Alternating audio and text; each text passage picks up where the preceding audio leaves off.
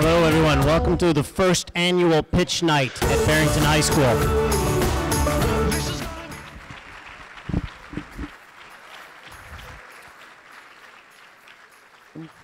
When they asked me to speak, they said to keep it to 3 or 4 minutes. If any of you have ever seen my work at CNBC, you know that I really can't promise anything. My daughters go to Fremd High School, the rival of Barrington, so if we could keep this quiet here, that I'm here helping out at Barrington, their arch rivals tonight. I told them something that I thought would be a lot more acceptable to them. I told them I was out robbing liquor stores. It doesn't get any better than that. That's the best one I got. So, okay, what I do, my name is Jim Urio, and what I do is for the last 30 years, my team and I, we analyze markets, bond markets, stock markets, and we try to come up with macroeconomic themed trades that we pitch to our clients, do ourselves, or now what I do over the last 10 years is I go on air in CNBC and talk markets with them and talk about the trades we're doing. That started about 10 years ago, and that's been an absolute riot. I've learned a lot of things in that, and that one, you know, all of us get a little terrified when we go up in front of a crowd. Whenever time a producer says 10 seconds till air, I honestly think I'm either going to faint or throw up and I'm going to be a YouTube sensation within the next 20 minutes. We didn't have to worry about that 20 years ago, but we do now. But the second thing it's helped me with is my process.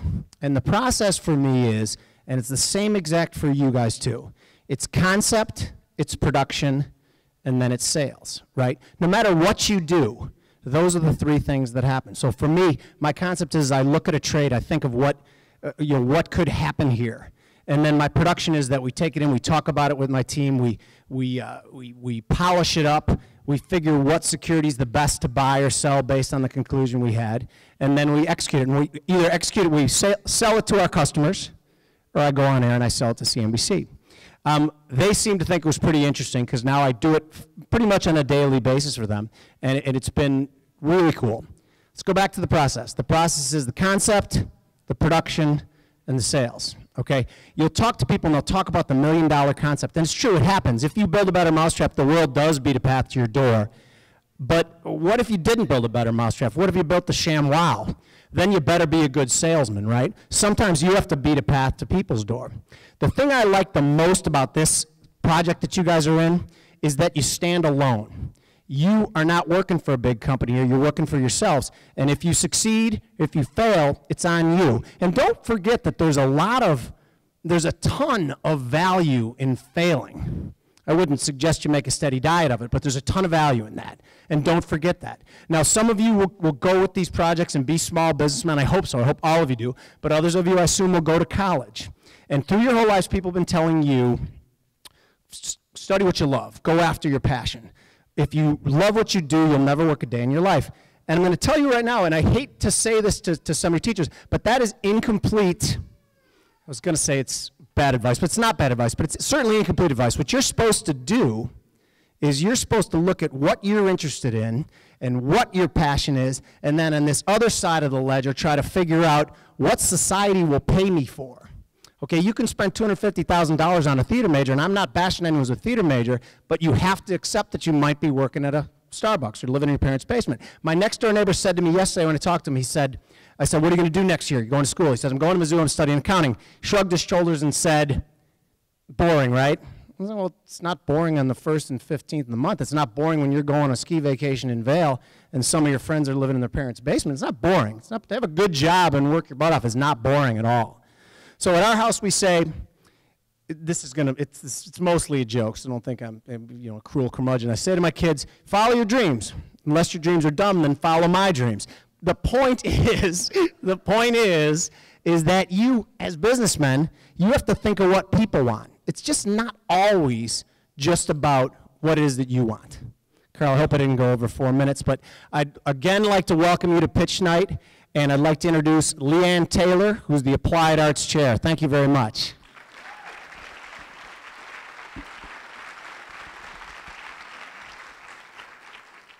Good evening, everybody. My comments will be brief and have really two purposes this evening.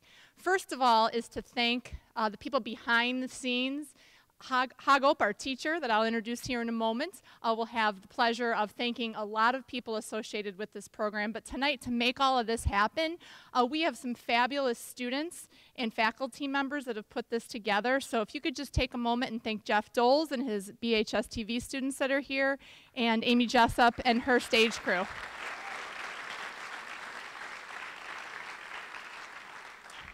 And the second part of my piece here is to introduce our MC for the evening.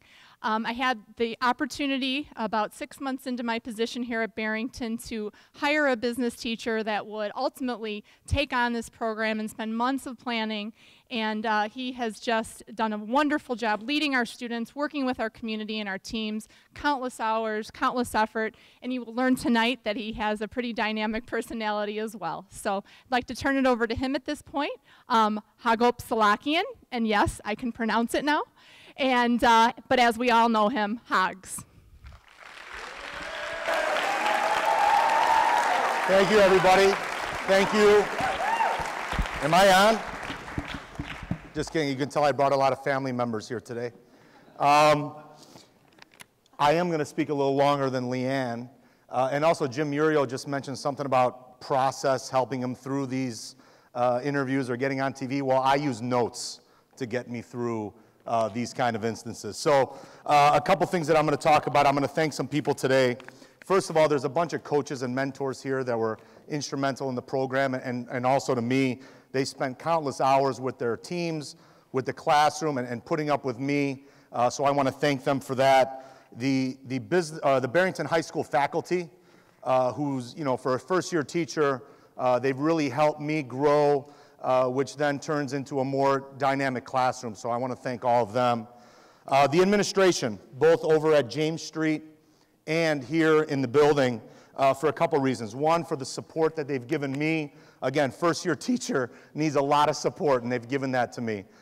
Secondly, I want to thank them for, actually, my wife would probably thank them for this, for hiring me for this job. So it was really nice of them to do that for me. Finally, the investors, the board, the Educational Foundation, I'd like to thank them, too, for making all of this possible this evening. What I'm going to do now is we have some guests that we'd like to recognize. This program has gotten a lot of press, all over the country, and it's also reached Washington, D.C. So we have a guest from the U.S. Department of Education Chicago office, so I'd like to welcome Miss Shirley Jones here this evening. And Shirley, if you can wave, if I can't see very, there she is, Miss Shirley Jones. Thank you for coming. Now, on behalf of the Educational Foundation, I'd like to introduce some special volunteers to the Incubator class. They're all residents of the Barrington area, and they serve as members of the Incubator Board of Directors. So when I introduce you, please raise your hand, and let's save all the applause for after when we're done. First is Michael Miles. He co-founded Seton Group, a leading provider of recruiting and staffing. Crane Chicago Business named his firm one of the largest privately held companies in Chicago. Importantly for Barrington High School, Michael is the co-founder of the Incubator program. Carl Frecht, an entrepreneur, he works on developing new businesses within large companies. He is managing partner at the Nomi Group, and together with Michael, Carl was a co-founder of the Incubator program here at the high school. Chris Berry, the co-founder and chairman of Life Storage, that I know you've seen on Barrington Road, I believe, one of the places. Kim Duchessois, the president of the Duchessois Family Foundation, is here with us this evening. Cara Kretz, co-founder of ITA Software, a technology company that revolutionized online airfare shopping. ITA handles some of the biggest names in travel, such as Kayak, United, American, and Southwest as its customers. ITA is now a part of Google. Greg Lernahan, co-founder of Convergent Technology, an electronic security and life safety firm. Carlos Saez. Carlos is the chief investment officer at Spot Trading, an algorithmic investment trading firm in Chicago.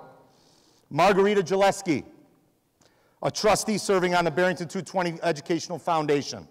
There's some members that were not able to join us tonight, and I want to recognize them as well. Brian Casey, CEO of Thomas Engineering, Terry Gronke, who's the managing partner of Lake Capital, and Tim Roberts, the CEO of Catalyst Exhibits. Big round of applause for all of them. Thank you very much. We also have some special independent investor groups with us tonight, and I'd like to recognize them as well. We have Dave Jacobs, Executive Vice President from Resource Partners Group. We have Jim Serkleski, CEO, Clover Technologies Group. Bernie Asher, Operating Partner, Tall Trees Capital. Jim Bristol, Managing Director of Business Strategy Group and BSG Equity Fund. Ali Shadman, Partner, JK&B Capital. Keith Lamb, Managing Partner, Andover Capital Investors. And Burke Groom from the Barrington Bank. So we'd like to thank all of you for coming this evening as well.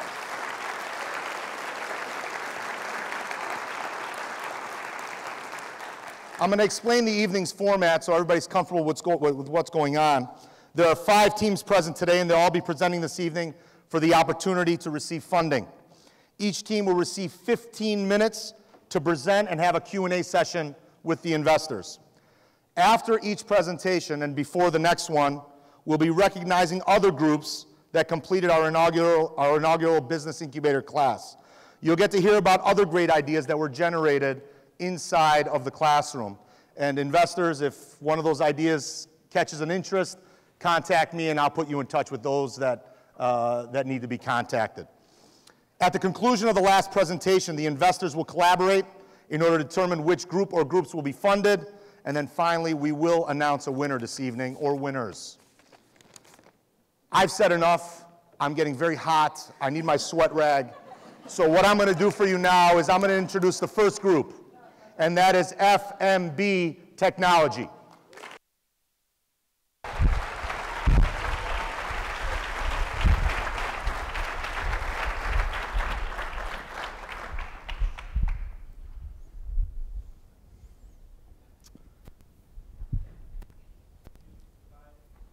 Imagine, it's pitch black. There's a heavy snow. There's freezing temperatures, and the roads are covered in ice. Meanwhile, your daughter is waiting outside for her bus. Cars are flying by her. Their headlights may be on, but they can barely see through the thick snow. And on top of this, your daughter's bus is 10, maybe 20 minutes late. Now, is this a safe environment for your daughter to be in? No, we didn't think so. That's why we created the solution of FMB Technology. Now, what is FMB Technology? FMB stands for Find My Bus. And what we do is, through GPS technology, let parents and students see exactly where their school bus is before school, after school, and for after-school activities. On top of that, we're also letting the school district and school bus company know any information they need to know on their buses, the on-time percentage, how fast they're going. My name is Sanjit Narendra. I'm Connor Boundy. Jack Lenahan. Luke Nillis. Massimo Goody. And we're FMB Technology.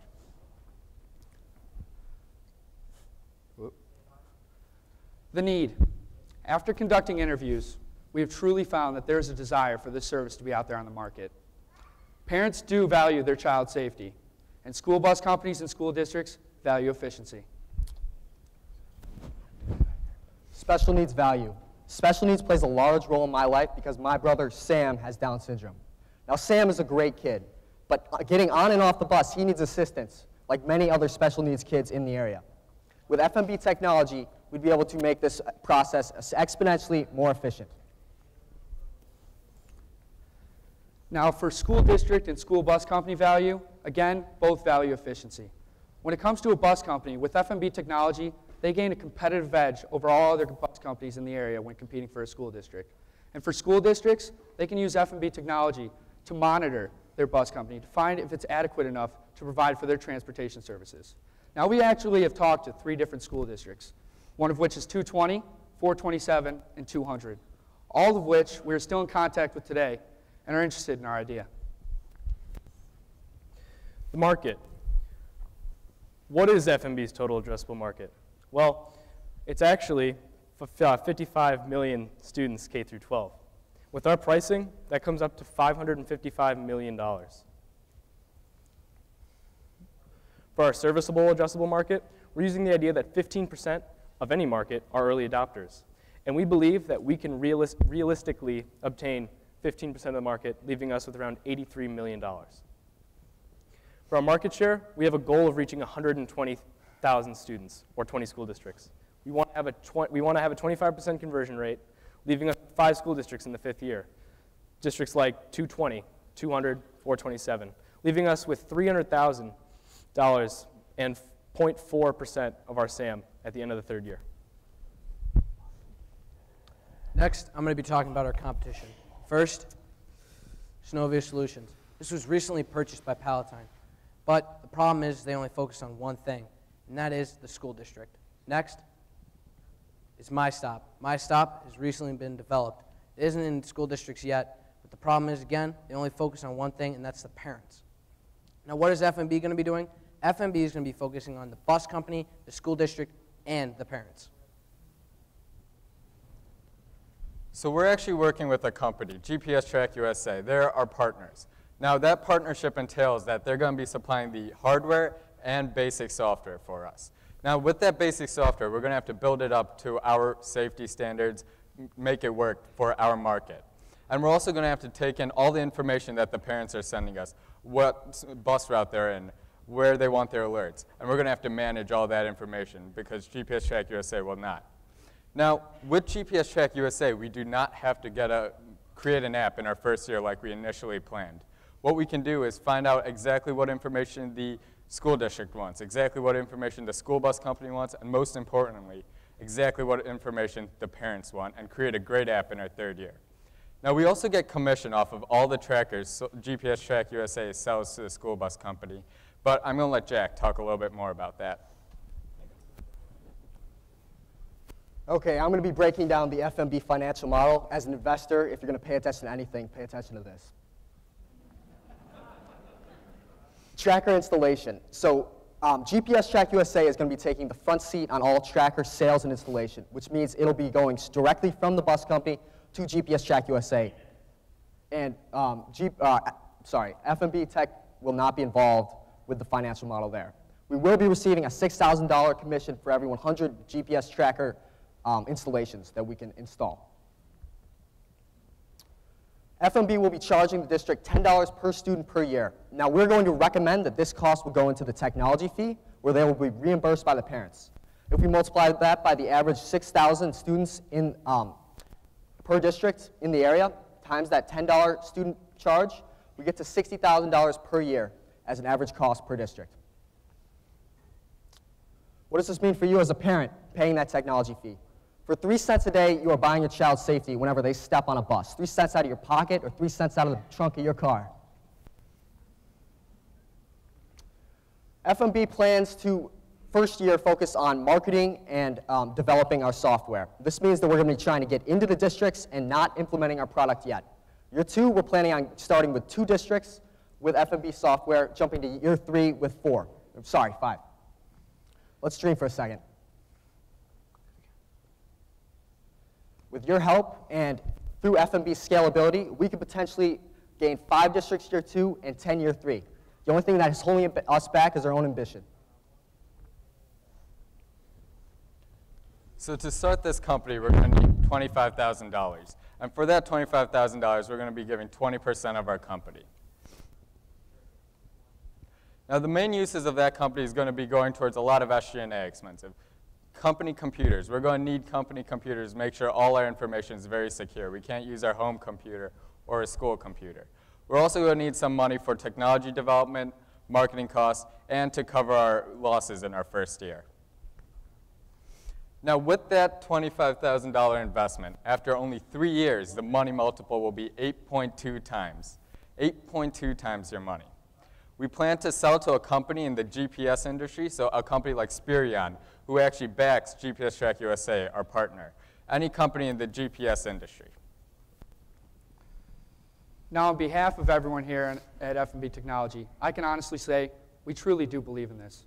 For the last 9 months, we've been living, breathing, sleeping FMB. We're not ready to give up yet. We're ready to take this to the next level. We don't look at this as a class anymore. We don't come in here as your average everyday students. Your wrestlers, your football players, your swimmers.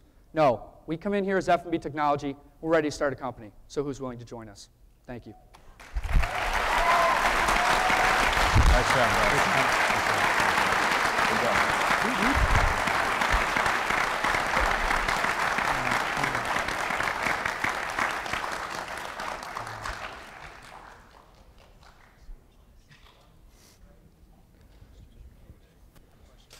Question? Yes, sir. So help me understand, what exactly would the cost be per school district to install the GPS system? Okay, for 3 years, it's going to come out to an average of $100,000. Now, this cost is going to scale based on the number of buses. That would be for 100 buses in a district.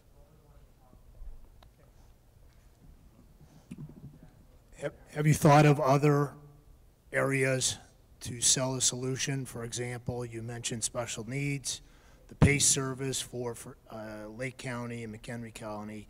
You see the little PACE buses running around all the time, and I assure you they are always late. Definitely. So what we thought was, this company is very nice because we can really move into other sectors. So what we want to focus on right now is the school bus industry, but once we get that down, we can move into any other area. Yes. So there are 5 of you guys. What exactly are the contributions of each one of you to this company?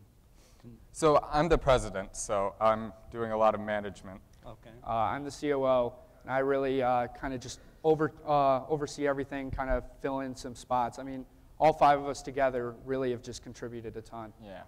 I'm the CFO, so I work with the numbers.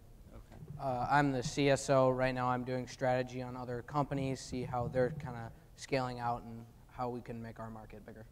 Yeah, and I'm CIO, so basically I'm working with the information in our product and how all of it comes together to work with other companies. And we're all salesmen. We're all selling this product. Yes. Okay. I have another question for you guys. You said 83 million at 15% of the market. Was that $83 million in revenue or profit? That's actually the size of our serviceable market. So that would be revenue. Go to that. But that was a revenue, a total revenue number? Yeah. Yes. At $10 per person per year, I don't follow that math. Help me with that. So that 15, actually, Luke can actually that talk a little bit about that. 15% came straight from our total addressable, where we just multiplied it by 0.15 to get 83 million. Okay, so it's for the total. Yes. Yes. Okay. What happens if a bus company already has a GPS tracker on it? Is this software adaptable to other third parties? So that when we create our app in our 3rd, 4th year, that's when we'll create an app to work with multiple different softwares. But right now we're focusing on companies that do not have, bus companies that do not have any trackers in their company. But once we create our app, we can make it work with different types of software. You spoke about commission. Are you licensing anything from that company? So when you mean licensing, you mean? Any license fees? No, there's no fees from us or from them. You mentioned your competitor, Synovia. Can you explain again your differentiation? So Synovia Solutions really focuses on the school district. They're not really focusing on the bus company or the parents, where our company will be focusing on the 3 of the parents, the school bus company, and the school district. And on top of that, we're also backed by one of the largest GPS companies in the world. So Spirion is backing us so when we're going, we have them supporting us. Well. So you sign up a bus company. If you would, briefly describe your execution strategy to get them on board. You mentioned info. Yeah, so first we have to go to a school district, and we go to a school district and they buy the product. And then once they buy the product, we go to the school bus company and say, the school district bought this product, the school bus company will do whatever the school district wants because they're paying the bills. The school district's paying the bus company. So the bus company will get the trackers into on their buses. And then when we work with all the information, we're going to be getting information from the schools about what bus route each kid will be on, and then we'll have to get the information from the parents for what where they want their alerts. So we're going to get alerts. They're going to send us where they want their alerts, and we plug that all in, and then we send it out. What is the barrier to entry for other people into your business? So barrier to entry, it's a very niche market. So there's very few people actually already doing this right now. So. Yeah, and if I had to say anything, it would mainly be fear from the parents, because a lot of parents don't want a product like this, or some don't, because they're afraid that the information could be leaked or people who don't want it could get access to it. Which is why we have we want to have a very secure system to make sure nothing like that ever happens. What contingency do you have in place if you don't hit your projections? So if we don't hit our projections, how much more equity or something like that? Additional capital. Additional capital. We haven't really talked about any additional capital for. And what's the average cost of the device per bus? Okay, so the first year, the device itself is going to be around $120, and then the data charge on top of that is going to be another just about $120. So it comes to about $500 per bus. 1 minute. I have a question. What's the one thing that you've learned in this class that you're going to use to make your company successful? Definitely every person who came in has taught us something different, and I think the main thing is believe in what you're doing, and we believe in what we're doing right here. So everyone who came in, they showed they had the belief in what they were teaching, so we're believing in our company right now. And on top of that, teamwork really. I mean, to be honest, we couldn't have done this by ourselves. We needed every single guy up here. And I think that's something that everyone really misses. They think I can start a company on my own. It should be easy. No, we've experienced it, and we haven't experienced the full bit yet. And it's really just incredible how I bonded with these 4 guys over here over just a class. Yeah. Gentlemen, your time is up. Thank you very much. Thank you. Thank you. Thank you.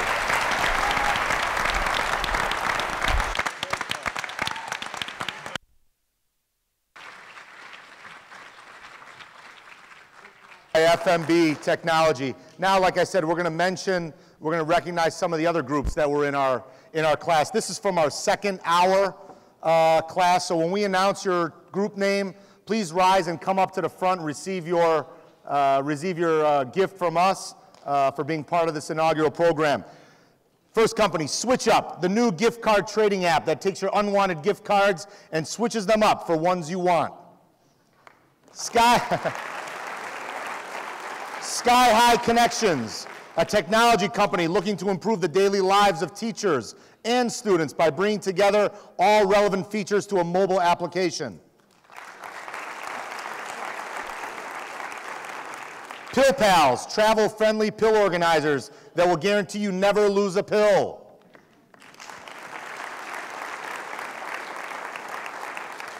Sogo Styles, total fashion website that builds girls' confidence and makes everyday fashion decisions easier. And finally, Ball Detective, an innovative golf ball that has a GPS chip in the core so that you can track the ball and every aspect of your game. And he's actually, that's Paul, and he's going to be presenting right now for the next group. And that next group is Warrior Wipes.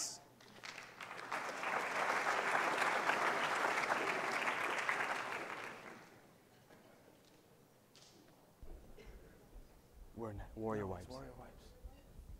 And that group is Warrior Wipes. Are we good? There we go.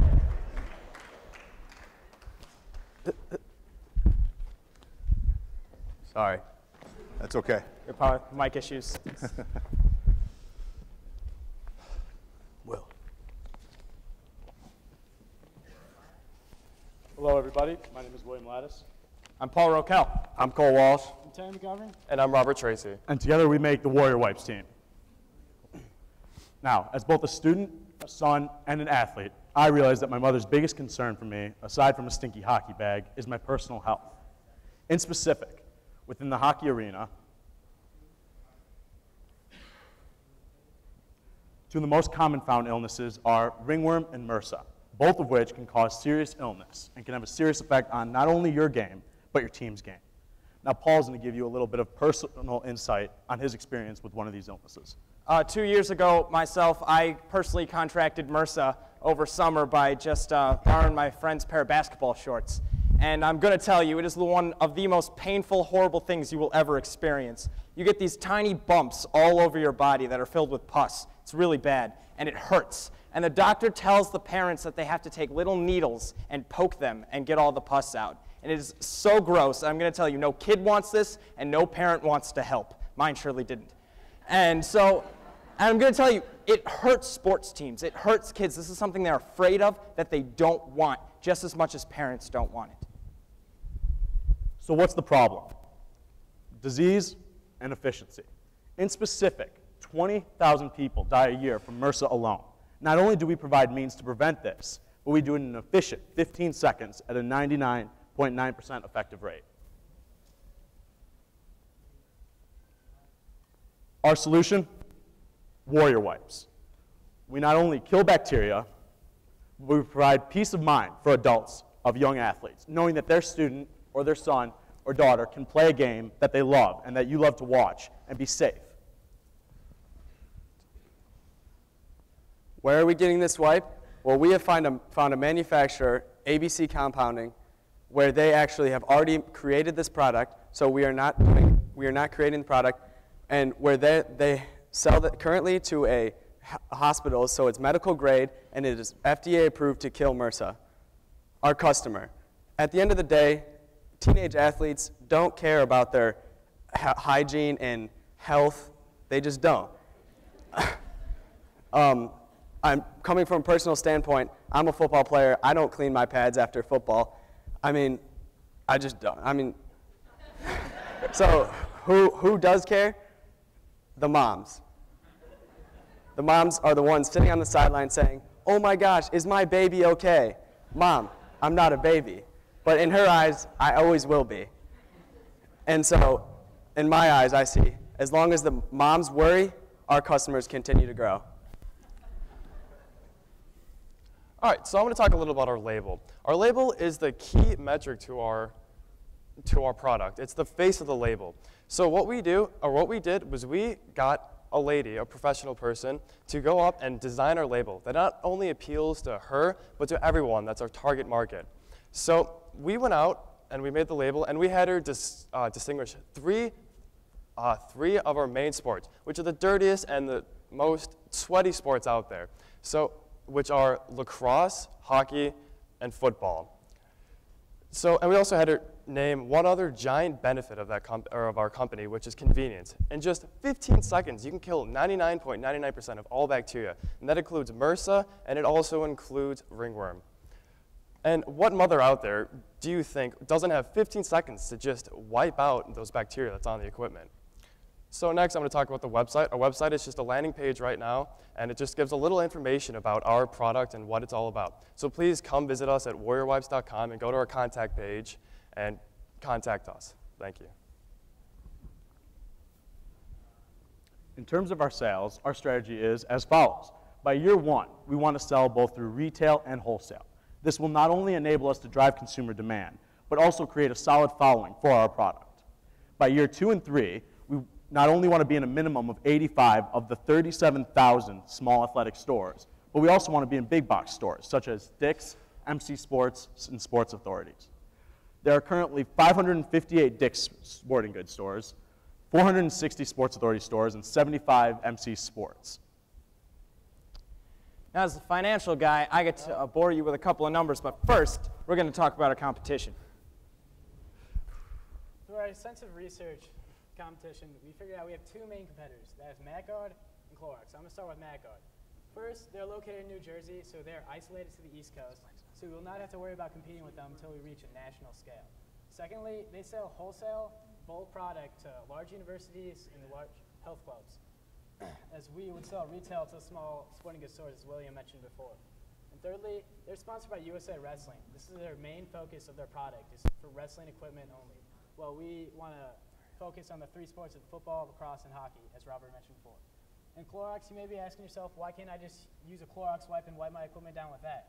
Well, they cannot brag like we can that our product is FDA medically approved to kill MRSA, while their product is not.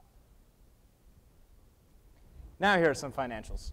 Our big asking number is $10,000 for 10% equity stake in our company. The breakdown of that is $4,000 of those dollars will go to building a product to meet the demand, that $6,000 of those will go to our marketing.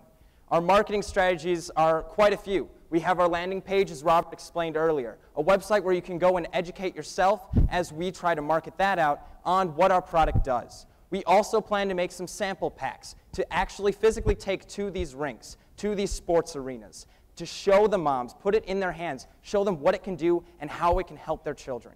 Finally, we hope to get ads out in major sports arenas and rinks, because that's where all these guys like to hang out, and that's where all the moms like to go see their kids succeed.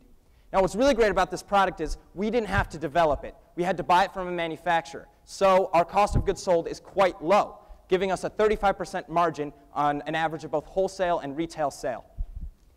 And to look at our financial projections for 3 years, in our first year we go down a little bit because we have to build up marketing and get our brand out there. We've already created and established our brand, but we need to get it out to the parents and show them what it is. Then we go on a steady upward trend. And what's great about this business is it's a product. It's not a technology company. It's not something super complicated. It is something to get into stores. Now, why Warrior Wipes? Well, I heard a graduation speech recently, and it was by a Marine, and he gave 10 keys to success. And his first one was that in Marine training, they had to make your bed. You had to make your bed every morning. And he explained that, you know, if you had a bad day, you got to come home to a nicely made bed. But the really great aspect of it was it gave you a small success each day. Every morning, you had a small success, and it would pinball out to more success. All we have to do is get this into one store, get it to the hands of one mom, and guess what happens? It spirals out of control because this product is wonderful. You can get this in the hand of one mom. I can get this across the world. We can get this across the world. Because at the end of the day, we are going to be the ultimate deciding factor between making sure that these illnesses never touch the babies that you call your children. Thank you. Good job, Paul.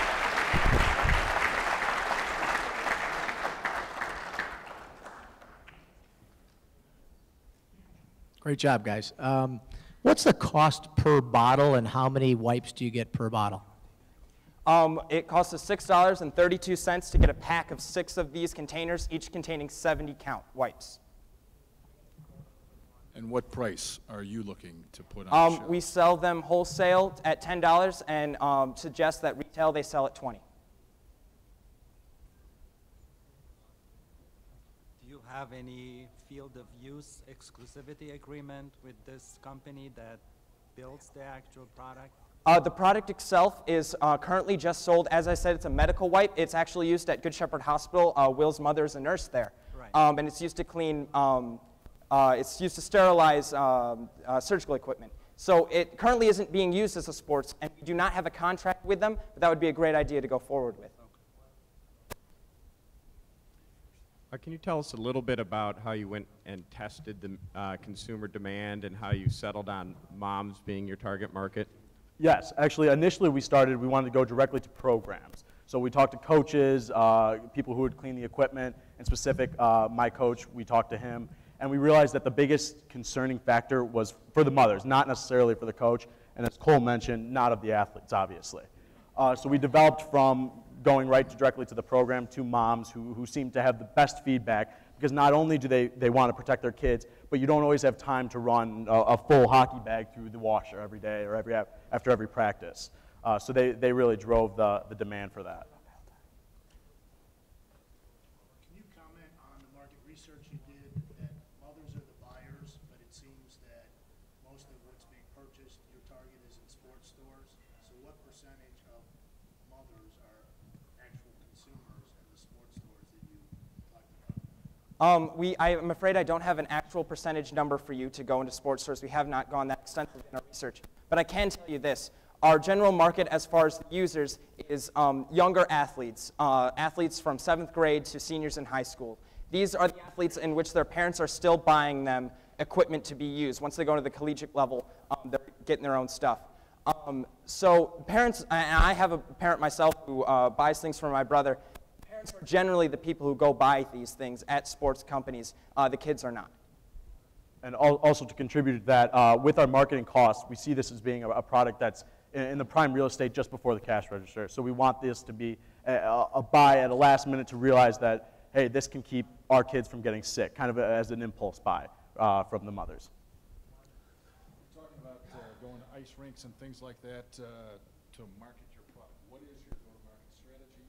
And if I'm in a hockey rink watching my kid play, and you could show this, demonstrate this to me, how do I purchase the product? Well, as I said, in year one, you can purchase directly from us, and our market strategy is we feel that because the product does work and it has been developed, that the biggest thing is education. If we can educate people about the need for this and how it truly does work in minimal time, that will be a driving factor for purchases.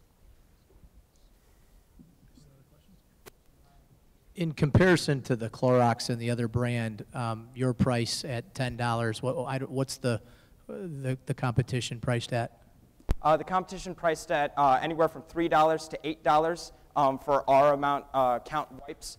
But as we said earlier, the difference between us and those antibacterial wipes is not just the idea that we kill MRSA and we have that medical FDA grade, but it's also a brand. I mean, no kid wants to be caught with his bag with a bunch of baby wipes or Clorox wipes. He would rather be caught with something in his bag that looks cool, looks fun, and that does what it says it's going to do. I don't want some bag that says it can clean my toilet. I would rather have something that will clean my sports equipment. And to further Paul's point, we actually originally started with a more masculine brand. It was a sword, it was kind of testosterone alley. And we developed into something more accepting of the mothers through a professional who also had a mom or a son in hockey. She developed our brand for us. The 99% effectiveness that you mentioned earlier on, is that for hospital use or for wiping hockey, football, pads, and things like that? Have you tested actually for the use you want to sell it for? We did not have to test it ourselves. If you actually look on the ABC Compounding website, which we will have a link on our website too, it shows all their testing results. And it has not been specifically tested for sports equipment, but it has been tested to wipe out these diseases on surfaces that are much harder to get around than sports equipment. Good job, guys. One of the things that I'd like to know a little bit more of is your market strategy for getting into the big box retailers. Have you guys discussed who's going to be out there selling this product to them and how you're going to go about securing that shelf space at the register like you've discussed? Yes, we have, actually. We spoke together as a team, and we feel that the biggest thing is obviously because there is a demand for this product and you need it, we want to go to purchasing agents at these local stores or at these big box stores. All of which their headquarters are within a reasonable area in Colorado, Pennsylvania, and Michigan. So we want to go personally, talk to the purchasing agents, express the demand for this and how important it is to an athlete's life and a team. And to contribute, to get the ball rolling, we don't start to shoot right for Dick's. We plan to shoot for small mom and pop stores all over Barrington, all over the northern Illinois suburbs. Because we believe if we get a solid following there, we can get a solid following anywhere. And as I mentioned earlier in the end of our presentation, all this needs is a couple of stores, and it can spiral, it can pinball, because the more stores we get into, the greater the demand of this product we believe will go up. We're all very passionate about this, and I can tell you, we can sell it. We can get it into the hands of everyone, because if we don't sell it tomorrow, I can bet we're going to sell it the next day. Did you guys give any consideration for skipping a major step and going to a Nike and an Under Armour, who already has the market share out there with colleges and universities selling product through? To be honest, we have not. You could partner with them on a venture like this? We have not actually looked into that, but that is a great idea, and I'm sure we definitely should look into that in the future.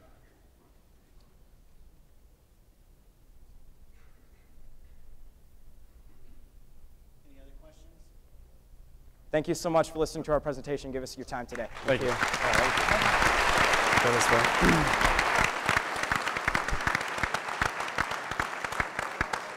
That was Warrior Wipes, ladies and gentlemen. I feel like I can use one of those right now.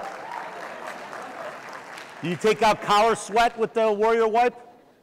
I guess they're off already. All right, next we want to introduce some more of our teams that that have come through the Incubator program. Period 7 right now we're going to talk about. First group, Headlands, a new product that combines the common headphone with a lanyard. Python longboards, a completely handmade, customizable longboard for any rider.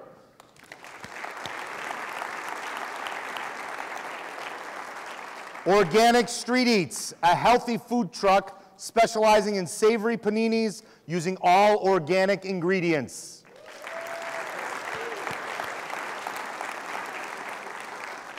Climate Bottle, a bottle specifically designed to hold gel packs that allow your drink to get cold on cue, anytime, anywhere.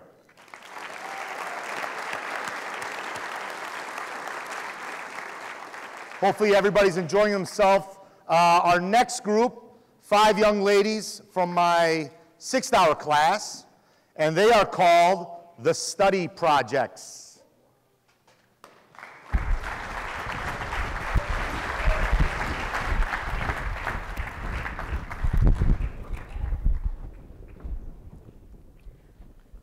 Hi, I'm Jessica Terrell. I'm Naomi Evers. I'm Sarah Parsons. And I'm Carrie Merrick. And we'd also like to recognize a group member who is not here today, Rachel Morin. We are the Study Projects. Now, how many of you remember what it was like to sit in a high school classroom?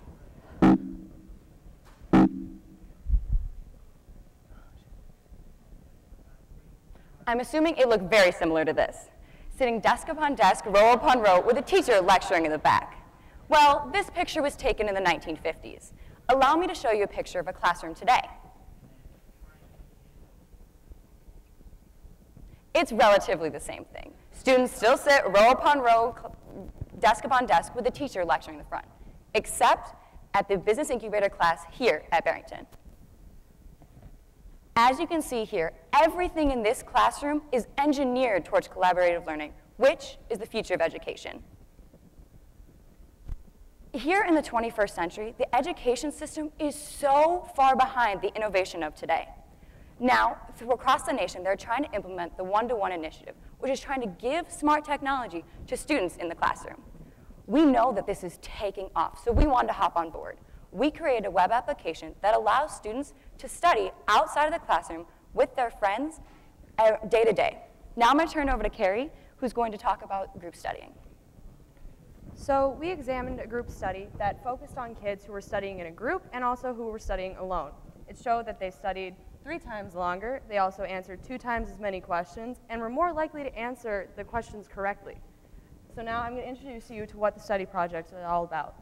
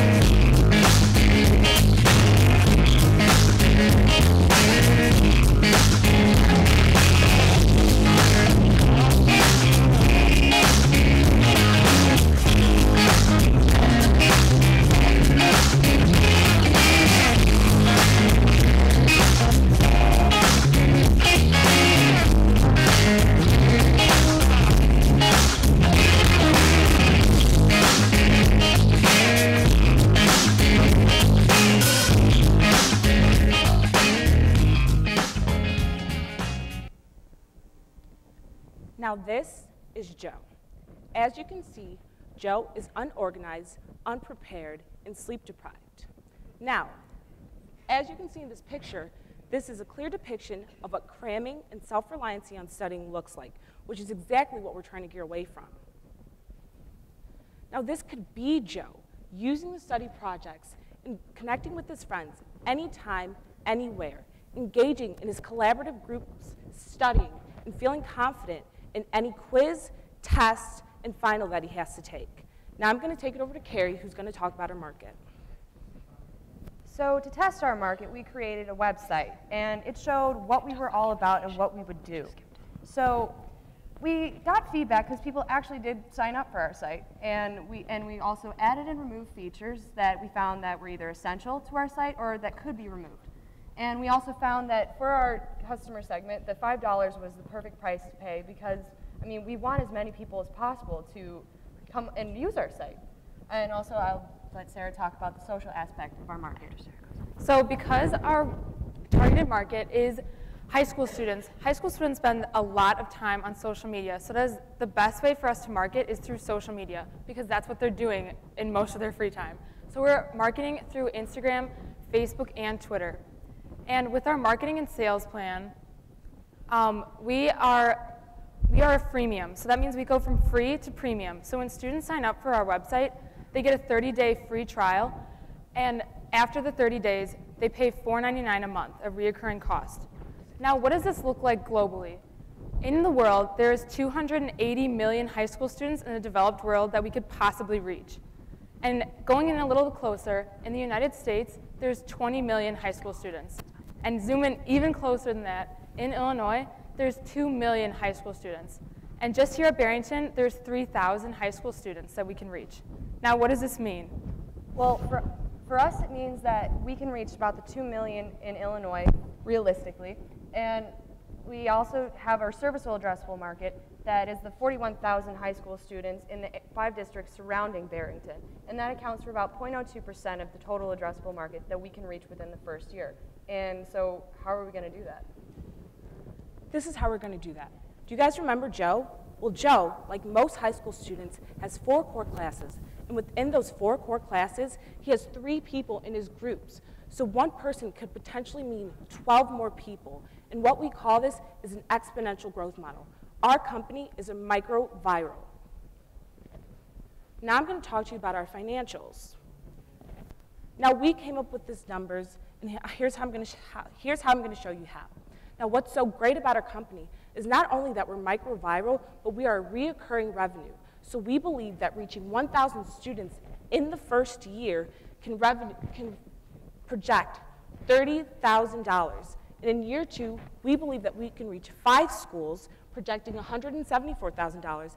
In year 3, 10 schools with $496,000. Now I'm here to talk to you about our required capital. We are asking for $25,000 with a 30% stake in our company for a 5 times money multiple after the 3 years. After these 3 years, we plan to sell out to Study Blue, Google, or Khan Academy. All 3 of these are big businesses that play in our market and would definitely benefit from our features. Now, over the last 9 months, we have worked so hard to make this dream a reality. We have seen firsthand what collaborative learning can do for students. We hope to bring collaborative learning to all students in and outside of the one-to-one multiple. Now, this is a Facebook for learning. This is the study projects. This is just the beginning. Thank you.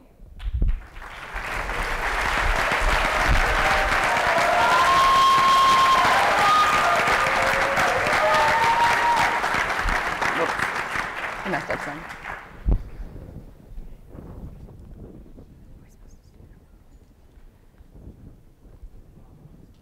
I may have been taking a note. You did a great job. Thank you. Your use of capital for the $25,000, how's that broken out? We are breaking that up into marketing, web hosting, and coding.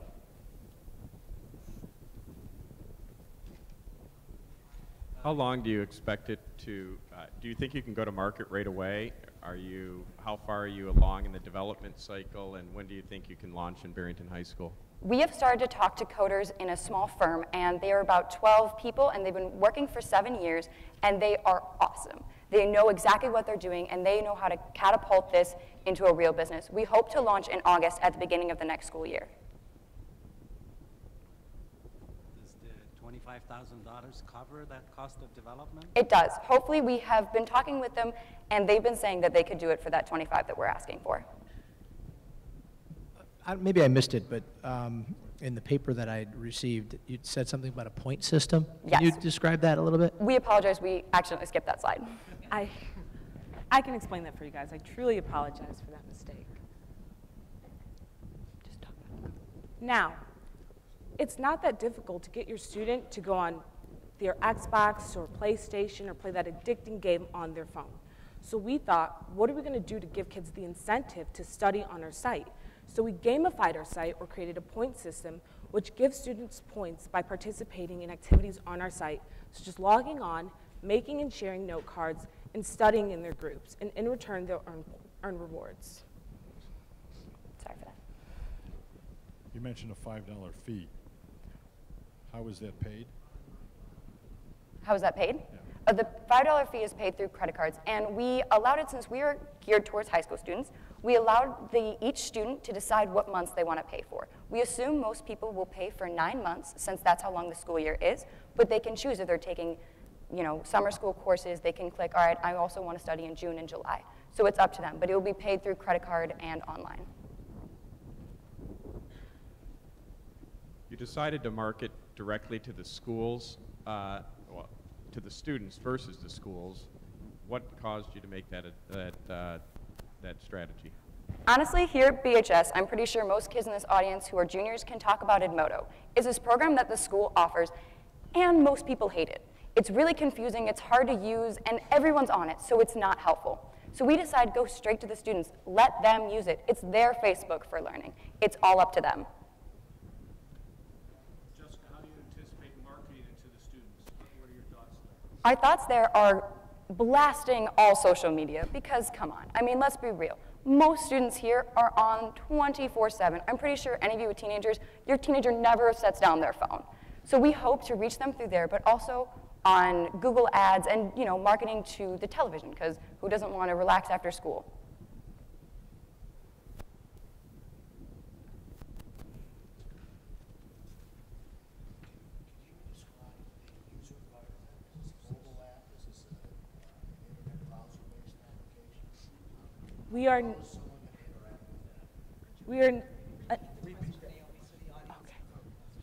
How does a user interact with the software? Is it a mobile app? Is it an internet browser? Is it used anywhere, anyplace, anytime?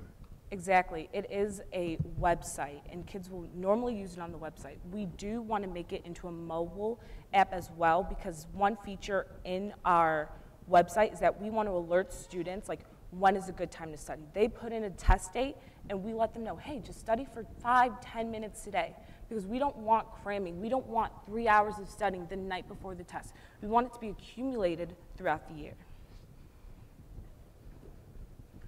What's the timing on the app development? Is that part of the $25,000? No, the $25,000 is purely for the website, because we have so much content. We have so much we want to put into this. We want to have video sharing and able to upload PDFs. So we're starting first on a website, because that allows for as much content as we can put on there. And then we hope in the future to simplify it on the mobile app, but still give you the prime features.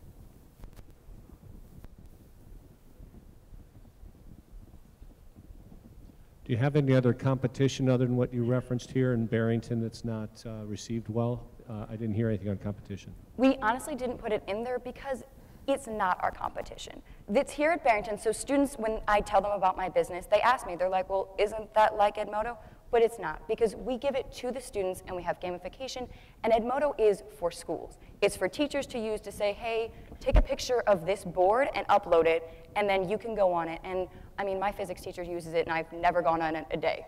And she puts everything on there, so it doesn't help me. It's basically just notes on a website. You aren't interacting with students at all, and that's what we're trying to do. If I were to form a study group on the study project, would my material be shared with all my classmates, or is it just a small group? How does that work? That's a wonderful question. So we did tons of studies, and they showed that the best study group is from 4 to 6, because too much clutter, you can't understand. Too little, it's almost like studying by yourself. So in this small group, you share with those people. They're your friends. They're people who know you, who know your schedule, and can work with you. Because the whole point is that this generation can no longer get together outside of school in person, because we've all got sports and different things that we're trying to balance. So we're taking them online, meeting online, and you don't meet all together. You pick a certain time the night before the test to talk about it. So this is for that week in advance, studying with them. You get on with one person or 2 people, and it's to organize. So you take all those notes your teachers give you, that one paper she hands you at the first day of school that you need for that final, but you're going to lose. So you put it on the study projects, and you'll never lose it. Is this idea patentable, and do you have patent attorney costs figured into your startup costs? We do not have patent attorney costs put into our startup costs, but we do have legal fees put into it. So if we find that those legal fees will be better spent on a patent, we tend to gear it towards that. 1 minute. Any further questions? Thank you.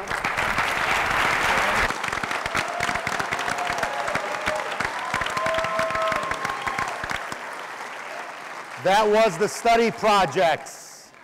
Great job again. Wow, I'm starting to get more comfortable out here. I feel like I'm in 6th grade again playing Captain Hook. This is fantastic. See, the kids all get that, some maybe not the right time. Anyway, I want to introduce our next group of teams that came out of my 3rd period class. First up, Presti and Company, a stylish and efficient all-in-one bag for the savvy and successful businesswoman.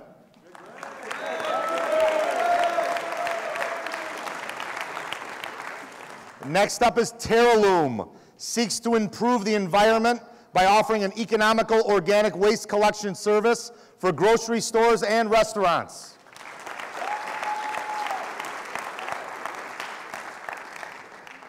Essentials, consumer goods delivered to your front door when you need it.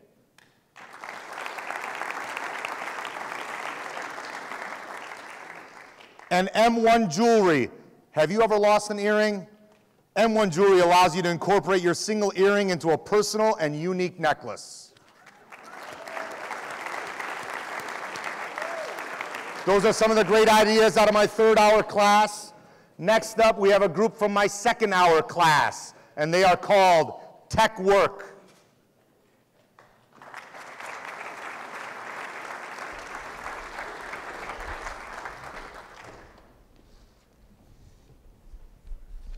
Hello, I'm Emily Kruger. I'm Will Robbins. And I'm Dean Carlson. And we are TechWork, a nonprofit organization that is here to talk about 2 different problems that we see not only in our community, but in communities across the nation. One problem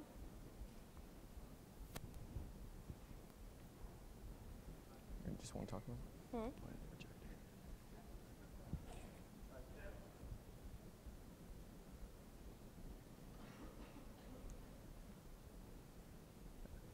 One problem that we are trying to address here is the students and volunteer opportunities. Now, students are always greatly encouraged to have many volunteer opportunities when going into college. And to do this, many of them go through the manual labor route. But for some of them, this isn't always interesting or important to them, although it is very effective to the community. This is a classic example of manual labor volunteer hours being done. On the other hand, we have nonprofit organizations. Now, nonprofits are there to do good in the community, and with that, having an effective web presence can be very vital to expansion of their message. But going along with that, many nonprofits, although they're great at what they do, don't always have the technical skills to have an effective web presence, and going to outside sources can also be very expensive. Perhaps most importantly, the goal of a nonprofit is to do good. And so, as a nonprofit, you're trying to decide where you're going to put your money. And it's much more efficient if you put it towards students, not a company.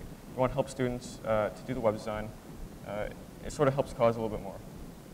Yeah, so essentially, TechWorks' solution is to pair a nonprofit organization with a qualified student so the students can provide them with an effective web presence, which is a website, social media account, as well as graphic design. In return for this, the students will get volunteer hours, work experience, and possible scholarships from our organization.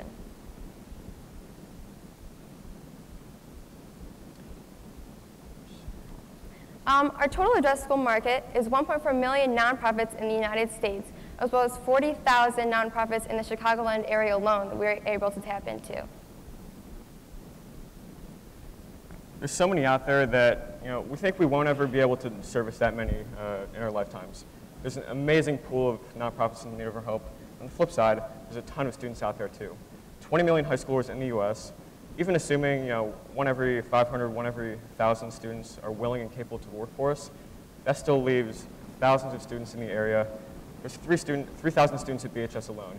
We think that we can get dozens to help the charities doing website work. So really, why would a charity pick us to work for them? We're honestly priced talent. It's really as simple as that. Why would you try to figure it out yourself with an online tool where you can hire a student, help them out, do a little good in the community? One of the core problems is that the average volunteer organizations consist of older people. For example, Barrington Youth and Family Services in the Village of Barrington, fantastic organization. They do family therapy. The people that run it, they have PhDs in social work. They're great at what they do. They help a lot of people, but they're not exactly the best businessmen. They don't have the technology skills that they need to survive in the modern era. And finally, diverting less money to expenses is one of the core problems of a nonprofit. When you have a donor, they want the money to go to a good cause, not to administrative expenses.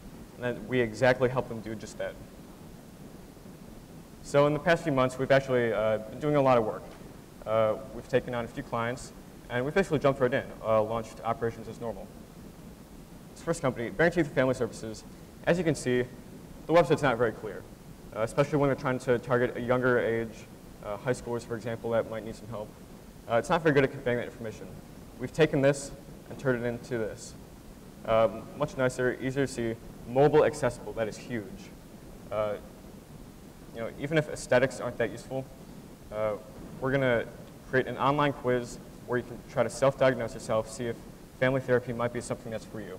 So it goes just past the look of a website. It's reaching people in a way that wouldn't otherwise be found. It's added capability, directly helping the business. Second company, R&B Engineered Projects. They don't have a website right now, and we're helping them with that. For $250, we've done less than 5 hours of work, created this beautiful website.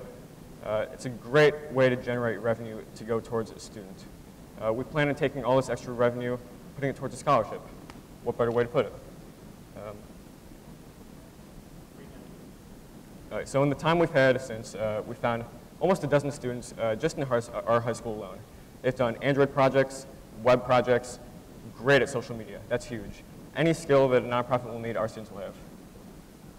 Now, hand it off to Dean here for some financials. So I want to talk about the potential growth that TuckWork has. Essentially, the marketing we're going to do is really target the source. We're going to distribute brochures to lawyers that help nonprofits file for 501c3 status. So we're really going to be in the minds of these charities from inception. As far as sales go, there are databases of publicly accessible leads online. So right now, we've just been researching these charities and seeing if they're likely eligible clients. And here at Barrington alone, we have one of the largest computer science programs in the country, so the potential to tap into that skill is great. So in our financials, we're estimating that per school, we're going to achieve about $18,000 revenue per year per school. In the first year, we're limiting our scope to just Barrington alone. We're going to service local charities, and per website, it obviously ranges per the scope of the job, but we've pretty conservatively estimated that we're going to charge about $1,500 per website, and that includes social media creation too. So of the profit that we're left with, 70% of that's going to go towards scholarships, which will be distributed according to the volunteers, how much work they do for us. And that's huge. After 3 years, in the second year, we're estimating that we're going to tap into another second market. And in the third year, about 4 markets. So it leaves us with $72,000 in the third year of revenue and $36,000 in the second. So really, if all goes according to plan, we'll have donated about $80,000 to these students. So today we're requesting about $5,000 to start up. This money is mainly going to go towards filing fees to become a registered 501c3, marketing, again, just very minimal, distributing brochures and contacting charities, and also accounting fees.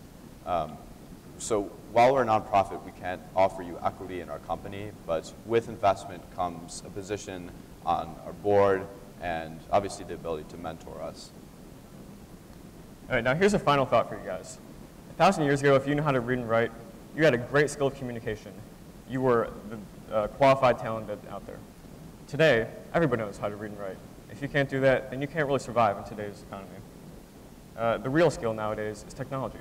If you can write code, if you can manage social media, then you can really communicate and build information in a way that nobody else can. And we think at TechWork, we have a great opportunity to tap into these skills and do good in the community while helping students reach those goals. Thank you.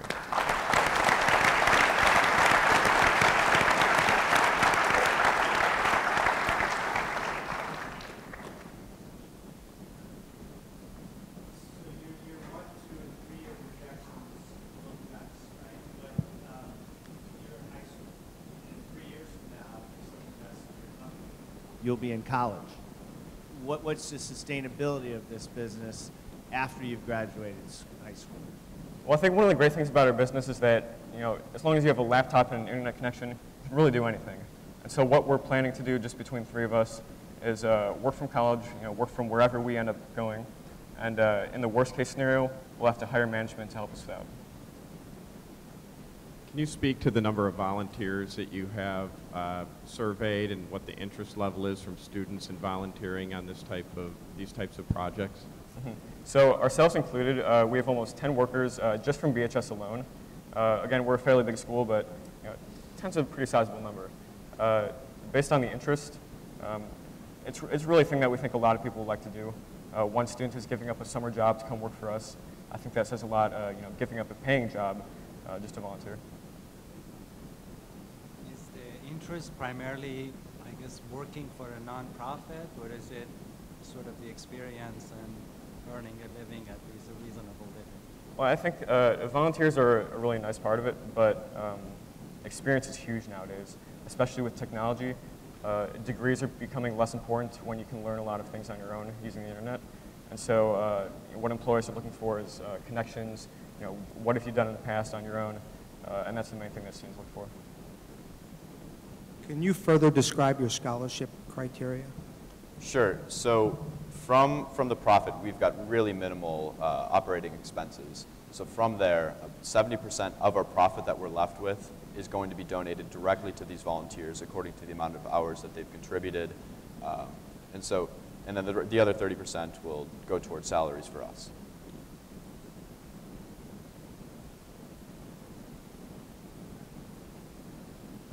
Have you thought of any other services besides the website? Well, we have considered some things.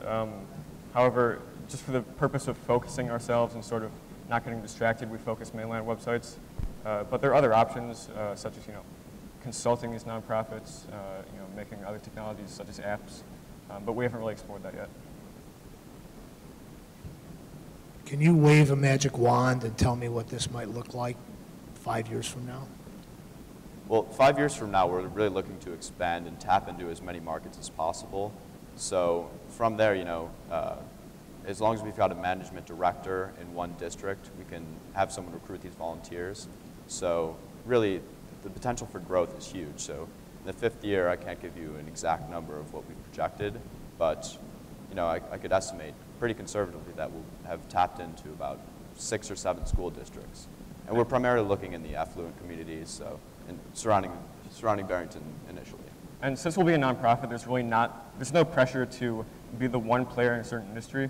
And so, it would be helpful to the community as a whole if we sort of, developed materials to help other people replicate the model and sort of expand it in a way that we couldn't.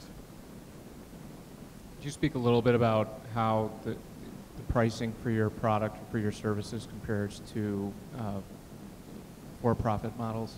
So relative to for-profit models for similar caliber websites, they charge anywhere from, it really depends on the job, but they charge anywhere from $2,000 to $6,000 for a website of this similar caliber. And so really $1,500 is a conservative estimate. And in our model, we're projecting actually creating only one website per month to get us to that $18,000 revenue. And also PR is kind of a big part of a lot of corporations. If they can advertise that they're helping out students through a scholarship by making their website, there's just that much more incentive for them to pick something like us.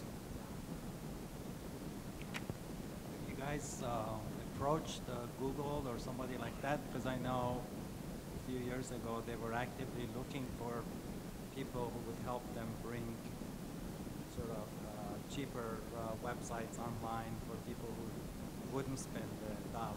Have you guys talked to anybody to help you expand your idea? Well, there are tools out there, to let students independently do it, but we're focused more on the community, and also on the charity side of that. Even if there are tools to let people do them themselves, not everybody knows how to do that, and so we can show them how to do that, and we can do it for them too. First off, great job. And my question is, you're going to have a lot of students doing this work. Who is going to be the quality control person in the organization that's going to make sure that it's being done to a high level standard that you would expect? Well, the nice thing about, again, working over the internet is that one skilled person can review the work of dozens of other people.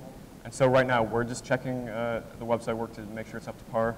But in the future, if we can find one really, truly motivated student in each school, then we'll delegate the quality control to them and have them take care of that for students in their same school. What do you see as the biggest obstacle to your success in the first couple of years?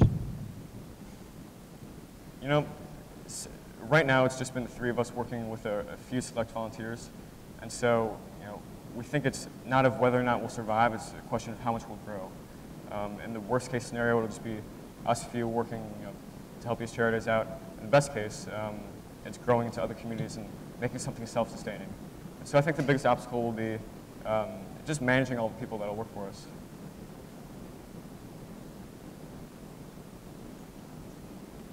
We really applaud you for taking the non-for-profit route. I think there's a huge need, as the website that you showed us indicated.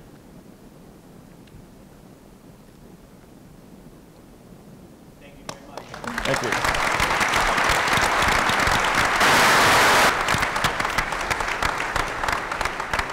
That was tech work, ladies and gentlemen. Another idea generated out of our second hour class.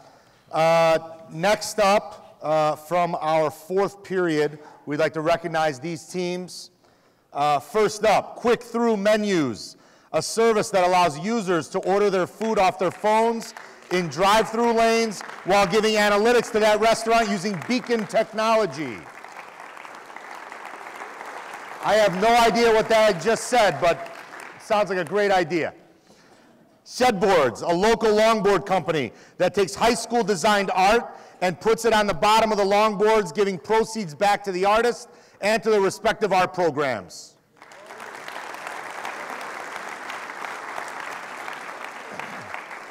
One thing that was great about this class for me is I found out what a longboard was.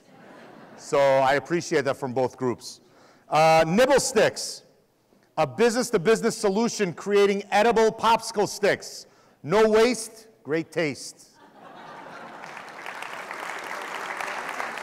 And I should mention that several members of that team were at a baseball game. Barrington had their regionals today. By the way, they won 8-3, so congratulations to them.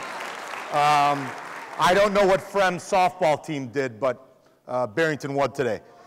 Stomp the City, a navigation app that provides safe walking routes in big cities by integrating city crime statistics in its algorithm.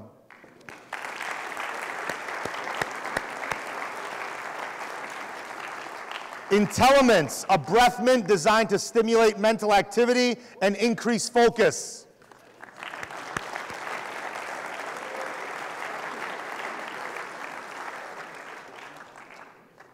And Sound Llama, a website that connects local music communities. Some more great ideas. Up next, our final group of the evening, Fantastic.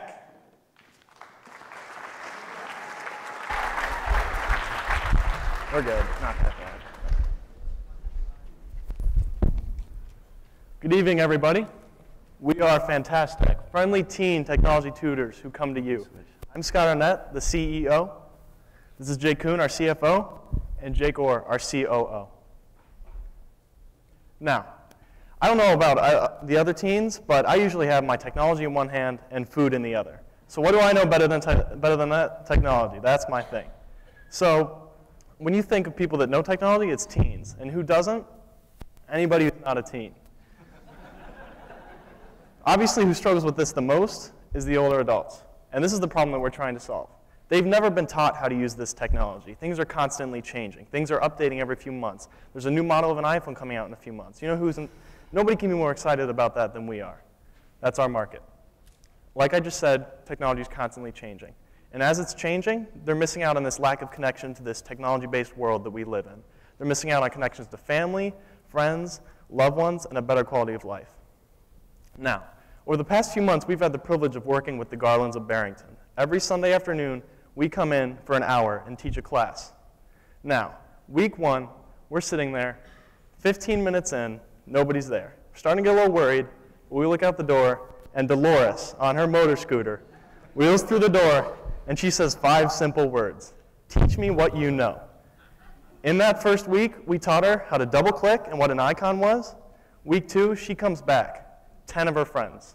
We max out the Garlands class. We're now making $120 1 hour every Sunday. And now, the solution to that problem. We teach, solve, and answer, as opposed to our competitors who just come and solve and leave you just as confused as you were before. Like I just said, we come to you. It might be difficult for some of these people to leave their homes, and we understand that. We want to make it easy on them. Another thing that's big for us, too, is it's specific or general. We don't go in there requiring to know what you need help with.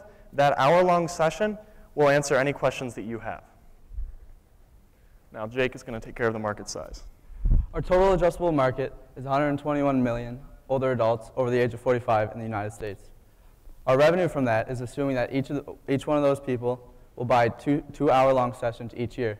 Our revenue from that would be $9.2 billion. To narrow it down a little bit more from a 20-mile radius around Barrington area, there are 245,000 older adults over the age of 45. We believe that we can reach 100,000 of those through our marketing strategy, and of that 100,000, we can get 20,000 to buy. Our revenue from that, using the same assumptions as above, will be $2.4 million. Competitive analysis. This is a very fragmented market, so it has a very low barrier to entry. It's run by small local businesses, except for one major company in Geek Squad. Geek Squad doesn't teach you what they know. They just solve it and leave you hanging. What would you rather have come into your house? A friendly teen tutor that teaches and solves for you, or a geek that just comes and solves it and leaves you hanging? In 3 years, we would like to be known as the Teen Squad. All right, so going off of what Jake just said, early on in the stages of our business, we learned that therapeutic conversation is a huge component to our business. In the past few months, we've heard stories from individuals that might not often get to be heard. We've heard from ex-FBI agents, Emmy Award winners, professional salesmen ranked top 10 in the world. These people have incredible stories that we're privileged to hear, and the personal connection that we have with our customers is key to our business. Another thing is marketing ourselves. It might be difficult for some of these people to allow us in their homes, and we understand that sometimes putting a face with the business is important to ensure some trust. Another thing, word of mouth is greater than social media for our business. It doesn't do much good to market on social media when our target market doesn't have social media.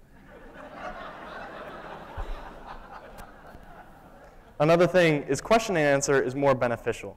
We came into the Garlands looking for a formal class setting, but we quickly realized that these people like to think that they can do it on their own and just ask their questions as they go, and we can help them with that.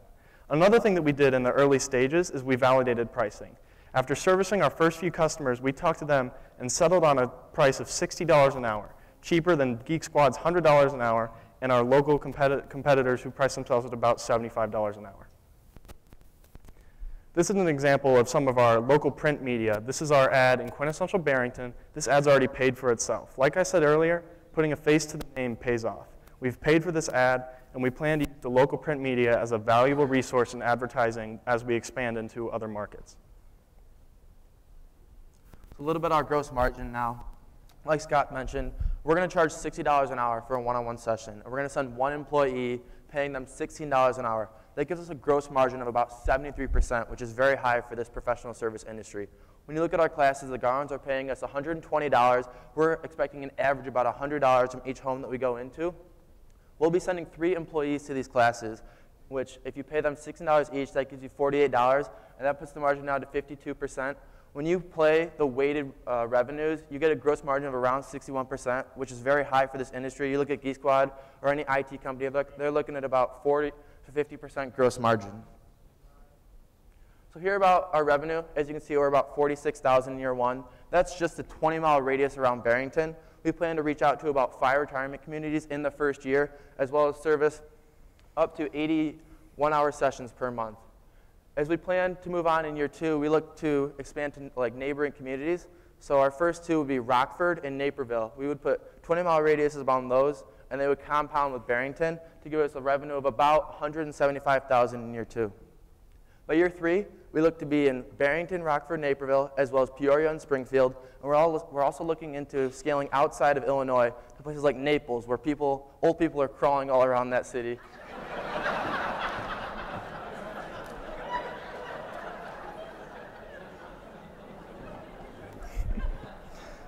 So going off of that, our classes have obviously grown in size. As we've seen that in 1 week, we went from 3 to 10 people. And our biggest concern with that is to maintain an interactive class.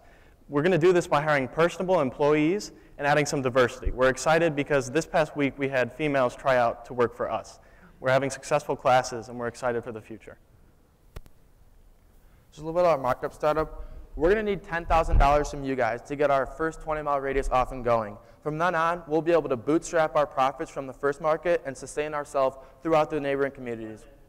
We're willing to give up 10% despite our financial model with a 4 times net exit multiple. That market spit out 3.7% equity in our company, but we understand all the help that the class has given us and everything the foundation has done for us. We're willing to give up 10% of our company for $10,000. All right, so we've discussed our local markets in Illinois. Places like Peoria, Naperville, Springfield. Now take a minute here and consider these places where people retire. We're talking about Fort Lauderdale, Phoenix, Dallas, New York, places like that where it's a heavy concentration of people that would buy from us. Who knows, it's pretty cold in Illinois. Maybe we'll move to Hawaii. Now, the management team. We're 3 varsity athletes, and the way that we run this business is competitive. It comes off in everything that we do. We strive to succeed. The 3 of us, we're not some team that's been thrown together in the class. We've known each other for 5 years now. We're really good friends. We're aware of each other's strengths because of that as well. Also, we're committed without the assurance of funding. As much as we need funding to accelerate growth, we book classes with the Garlands through the summer. We're extremely confident in this model, and we believe that it can take off. So going off of that, we're cash flow positive immediately. And that's something that we'd like to be the poster child for the Business Incubator class for. Now, if you'll excuse us, we're off to find our Dolores.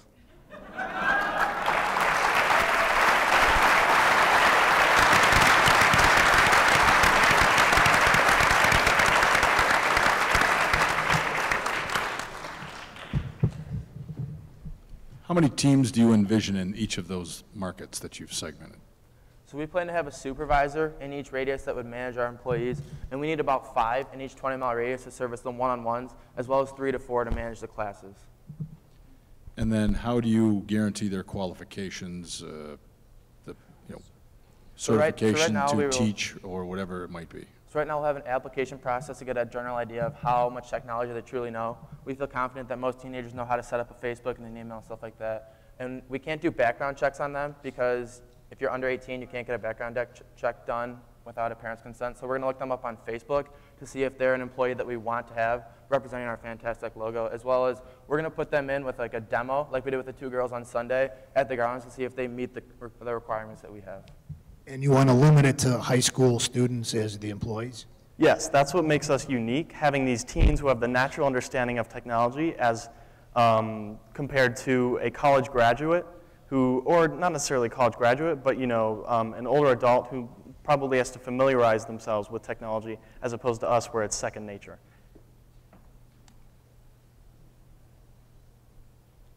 How does your $16 an hour compare to what Geek Squad pays their employees? Geek Squad obviously pays their employees higher than we do because their employees are certified. In the teen market, we figured that $16 was a reasonable hourly pay for students to work for us.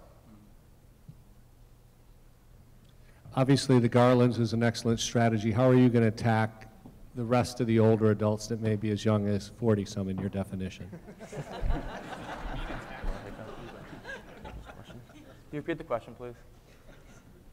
Can you repeat the question? I'm sorry. Your definition of old people was 45 plus.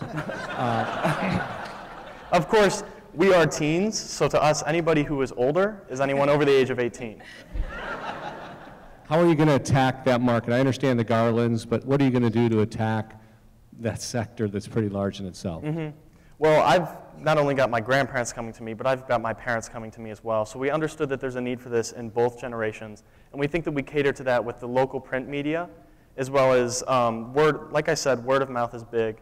So we believe that once we infiltrate these new communities, we can definitely get word around, especially because we're going to require each employee to bring 3 new leads of hourly sessions to our business. So right off the bat, with those 5 employees, that's plenty of revenue for our business, and we believe that that's definitely going to add up. And on top of that, you take all these teens right here. Father's Day is coming up in like 2 weeks. Why don't you get your dad a new iPhone, and we'll come and teach him with a gift receipt. Are you guys willing to give up more than 10%? Are we willing? Yeah. Absolutely, yes.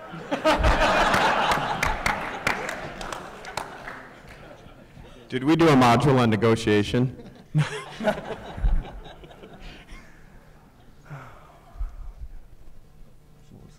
I'd like to compliment you on your name, company name. Fantastic is great. Do you have that domain registered and trademarked? Yes, we have the domain registered. In our funding request, we've allowed money to spend on trademarking the name. We want to make this franchisable, as seen in that scalability slide. We believe that we can definitely multiply across the U.S., and like Jake said, we want to turn into the teen squad.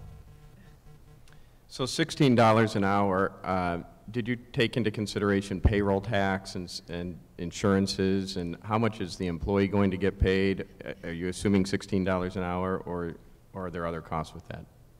So right now we set aside $10 for the wage of the employee, and then we factor in $4 for gas for them to drive to the homes, and then $2 for the taxes and the payroll fees. Have you factored in the supervisory costs of overseeing the Yeah, they don't employees? kick in until year 2. We believe that us 3 can handle the 20-mile radius around Barrington for the first year, but we understand that we have to go off to college in 2 years, and so we plan to have supervisor costs kick in year 2. And we also look to down the road have branch managers in different regions, including the Midwest and the Southeast. So you're going off to college and you're about to conquer the entire United States with your business. How are you going to do that as you're going to school? Well, Jake Kuhn here has family in Rockford. We have very good friends in Peoria.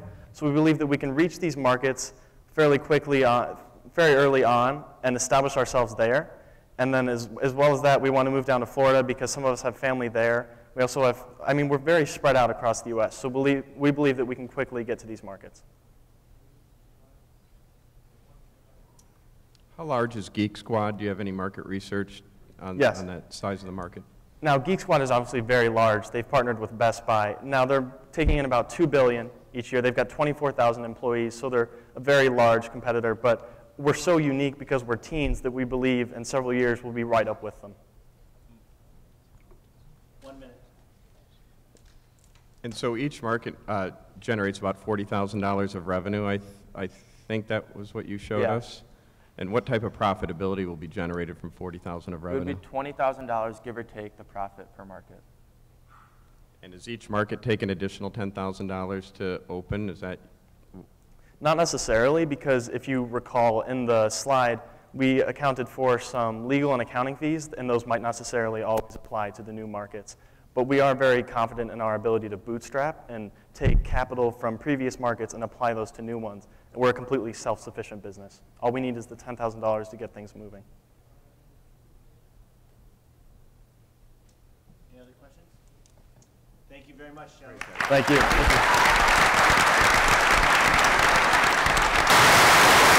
Fantastic, ladies and gentlemen. I was going to say, if you're throwing around equity like that, you can give some to Mr. Hoggs over here is always looking for some equity. Listen, we have just concluded the 5 presentations for funding, and I know now the board is going to collaborate and make some decisions, so we will let them do that. In the meantime, I want to take this opportunity to thank, we've thanked a lot of people today. Some of the people that we haven't thanked. Number one, the community of Barrington. It has been an absolute pleasure to be here as a first-year teacher and to receive the support that I've gotten, again, from the community has been outstanding. I've been getting emails and even phone calls and texts on how they can help me, so it's really appreciated. But the biggest people that I want to thank are the people sitting in these front rows. Unbelievable students.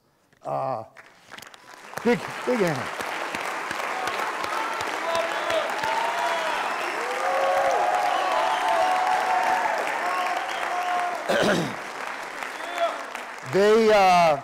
They took a chance on a class, they took a chance on a new curriculum, and they took a chance on a new teacher. So I really want to thank them for that. Thank you.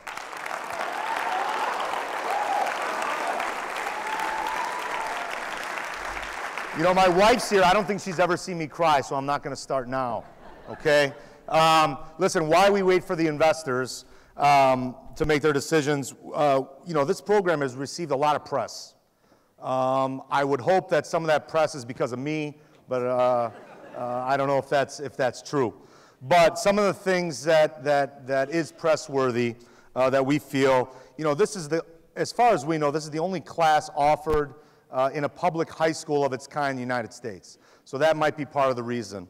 The second thing, I don't know if any of you or all of you have seen the classroom, but it's designed to enhance collaboration that we talked about with the study projects and critical thinking through its design and technology.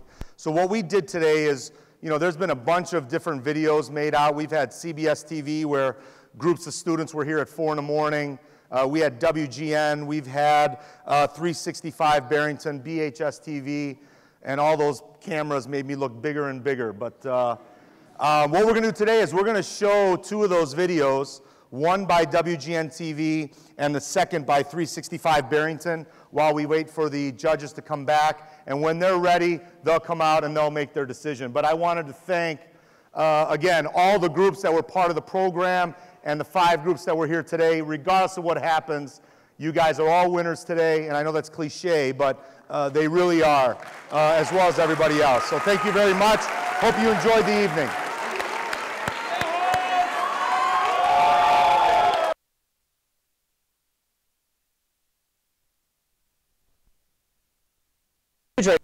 Down in Chicago with 1871 and everything that's happening there. And now we're going out to Barrington High School, where high school students, very, very innovative new class, they're learning what it takes to launch their own startup business. Take a look.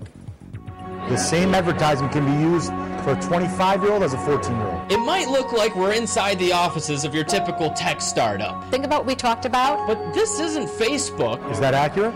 It's high school. It's the definition of innovation in the classroom. What is your pricing strategy you want to use? Hagop Salakian is the teacher of a new business incubator class at Barrington High School. Students don't just learn what it takes to launch a startup business. Look at your target market. They're doing it. Some kids don't read or learn as quickly from a book as they do by actually doing something. Entrepreneur Carl Frecht is the incubator's co-founder. If you learn from a book, you study these pages, you answer these questions, and it's just a very clear path. Here, you know, these are real-life examples of what the kids have to do in an effort to determine what's going to work and what's not. Early on, the students gathered into groups and brainstormed concepts. From there, they actually built their businesses, whether it be a new drink. Our drink is a drink that helps you relax and relieve stress while also helping to prevent migraines. Or an app. Creating a bus tracking app which will allow parents and students to see where their bus will be before school, after school, and for after-school activities. We're going to go one step further, you guys. But it doesn't stop at the concept. The incubator has investors who will actually finance product development to get these businesses off the ground. That's if they feel the idea is worth it. Jan's going to meet with you tomorrow if you have something to present to her. That piece, getting kids to understand the concept of business, is monumental. We already have kids in here that have the potential to profit from the ideas they've built out of here. But the earlier you teach kids the concepts of starting a business, particularly on their own, the less fear they're likely to have later in life when it's time to work for a living. Now, this is designed this way to feel like I'm at Facebook or I'm at Google, right? You got it exactly right. We actually had one of our board members who used to work at Google, and she came in and she goes, this is exactly what Google is all about. If people want to go and sit up front in a more relaxed environment. When we come in, they make us put our backpacks at the front door, so it's like you're kind of coming to work. So it's really nice to get a break from your schedule during the day, and it's really fun. Yeah, you kind of leave high school for a minute. Yeah. And you come into like the real world. Yeah. Yeah, and we have like real people who actually know what they're doing and have experience and are really advanced in these types of things, giving us lessons as opposed to just us being in front of the class with the teacher and like taking notes. So it's a lot more effective. The whole technology incubator scene in Chicago, it's growing at a fantastic rate. And if you can conceptualize taking that concept and bring it to the high school community, you've just empowered an entire new force of ideas to come to the market. We'd like to see this broadcast much further, with a much further reach than just in our zip code. We'd like to see this as a staple to education throughout the greater Illinois region and throughout the country. Now, you probably saw a lot of the technology there in that classroom, but they were able to gut a classroom and create that Google-like atmosphere. And the way they're able to do that, there's a foundation that they created, Barrington 220 District Foundation. That's their website there at the bottom of the screen, where just people in the community who've been very generous just donate to this foundation. They're able to fund projects like this. It's really amazing to walk, and you just see the way that the students are engaged. They feel like they're at work. They're not at school. Some of these students are actually going to be trying to push their products. Yeah, to no, and a lot of them were were hesitant to tell me what the students were working on, because these are real products, real apps, real things that are going to be funded, and these investors are approaching it like this is a real business. It's not just kids doing something. This is a real business. It's really fascinating stuff. Wish them the best. Thank you, Yeah, Marcus. great. Thanks. Still ahead, the controversial comment.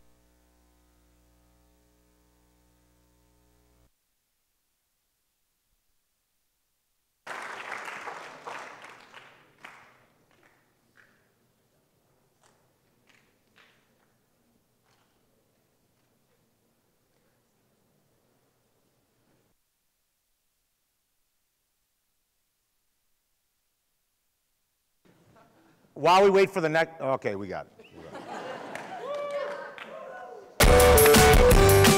Beginning this school year with its academic debut, the Business Incubator class has quickly become one of the most popular attractions at BHS. Today, I got to speak to one particular group of students and their company, Find My Bus Technologies.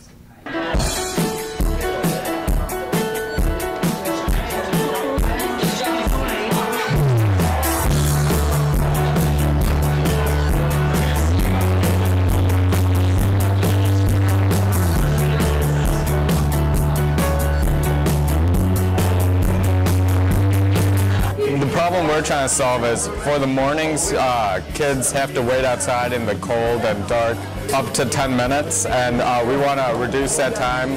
We are tracking public school buses for kids in elementary school all the way up to high school. Well, I've always wanted to go into kind of the business field, and this class kind of caught my eye. The Business Incubator class has really helped us nurture the idea and make it a reality.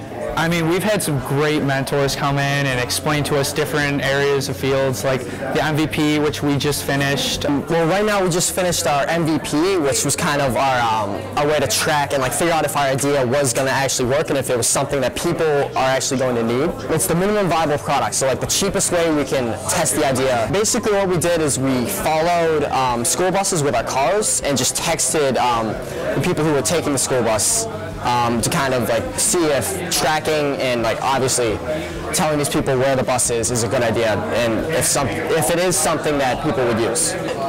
People loved it. It was great. We have our own personal mentor. Our teacher, Hogs, has really helped us. I mean, we've had a lot of direction to get this company off the ground. When we talk about inside the classroom, I just try to facilitate thought, creativity, problem solving. You know, all the mentors have either started their own business, helped someone start their own business, or worked for a startup. So they understand the process that goes on when you're doing that. In this case, there's 31 businesses, and one of them will get funded, minimum. So I tell the kids, you know, they have a 3% chance right off the bat, and that's probably a better chance than anyone else in the real world. But it has been a lot of fun. It's exciting to see the kids working on things that they love. When talent meets passion, that's when good things happen. Like all the things that we're learning are things that in the future we'll be able to use as skills in the business world. I think that is my favorite part. I guarantee you're going to be hearing a lot from these kids in the future. I'm really excited. We've gotten a lot of support. I'm excited. We're ready to make some money and change the world. Be sure to keep an eye open as the business incubator companies begin premiering their products and services throughout the community within the next couple of weeks. I'm Catherine Getze for 365 Barrington TV reporting.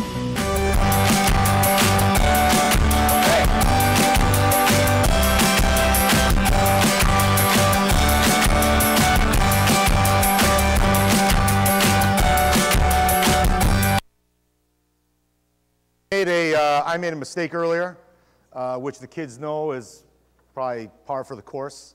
But I left out a complete class that I want to recognize. I just noticed it while we saw their class on the TV. So if we can, our 6th-hour class, we have some groups in there. We have some ideas coming out of that class as well. First, we have Trail, a powdered drink mix that promotes relaxation and prevents migraines.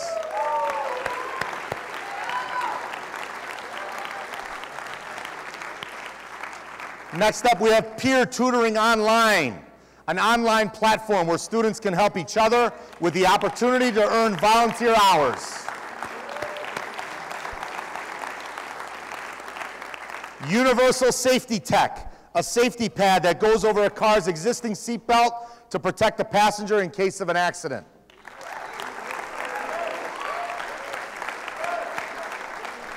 And finally, J-Cubed Wire provides a wire that connects MacBooks to any rechargeable battery.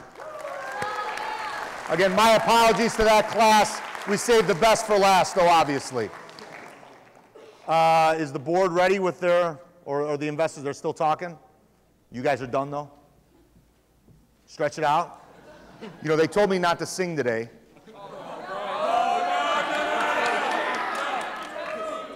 I don't know if you want to hear that. Maybe you have to. You know, there was a great writer that once said, you know, I believe that children are our future. Lead them well or teach them well. Let them lead the way. Show them all the beauty they possess inside. You can fill in after, you know, give them a sense of pride and make it, there we go. Fill it in, keep coming. They didn't tell me I had to fill. You guys had 10 minutes. That was, no? Still? Stand up. Stuck in a blender. Man, this is tough. Well, is there anybody else I need to thank? You guys have anything you want to say? No, nothing? Carlos? Spot trading, everything was fine today? Fine, okay. Kim? Nothing? Putting it all on me, huh? You know, when things get stressful, you can see the beads of sweat coming down. I was dry about 2 minutes ago. And now this happens. Great. Okay. Here we go. There's my guy. Thanks for saving me, Greg. Greg Lernahan, everybody. Wow, I was getting drenched. Right here, Greg.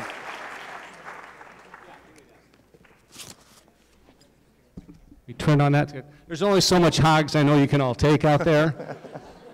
So good evening, my name is Greg Lernahan, and on behalf of the Barrington Incubator Board, I'd like to thank you all for participating and coming to our event tonight.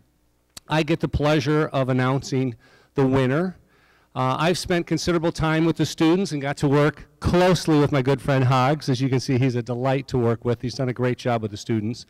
And so over the last 9 months, I served as a coach periodically and would come in and speak to all the students. So I don't have any bias towards one. The problem I have is I'm emotionally tied to all, I would tell you, as well as the students that are in this room that have other projects. The first day I went in the room back in September, I put up a slide that said, I want to change your life. And I remember telling them this isn't just any ordinary class. This class, by the end of it, many of you are going to be changed in a very formative way. You're going to have an opportunity to actually be an entrepreneur at a young age. So we're standing here today watching these presentations of 16 to 17-year-old kids. They're no longer students in my opinion, they're budding entrepreneurs. I'm very, very proud of you, so give it up and a big clap for the team. Well done. We were like proud parents over there. Just give you the numbers real quickly. It started in September with 123 unique company ideas.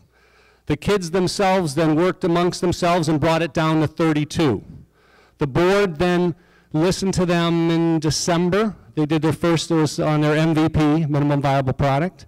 And then we had our board presentations last week, and we struggled, but brought it down to 9. Then we spent a day and a half talking to the individual groups, working on the deal, and then we brought it down to 5. So tonight is the board's opinion of 5 of our better projects.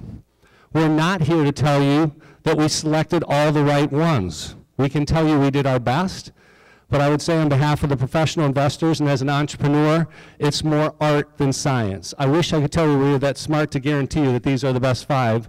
So while I'm in front of everybody, I would like to say to all the other students out there that I believe in, don't give up. Don't give up. You still have an option. There's going to be millions of people that will tell you no. All you need is one yes, and you go. There's little companies that back in 2006, 3 men wanted to share movies, and they wanted to do it across the network. And what did they develop? YouTube. YouTube. They sold YouTube 18 months later for $1.6 billion to Google, 18 months later. 4 people decide that they want to change the way they communicate and came up with this unique idea of limiting it to 140 characters. They changed the way the world now communicates, and Twitter has taken over the world. So don't give up. All right, so I get the pleasure now of announcing the winner. We had some unique discussion down there, and I have to thank the professional investors again. Things moved at a very fast pace back there, so I hope you're all a little nervous. Are you nervous over here a little bit? That's good. That's good. There's nothing wrong with that.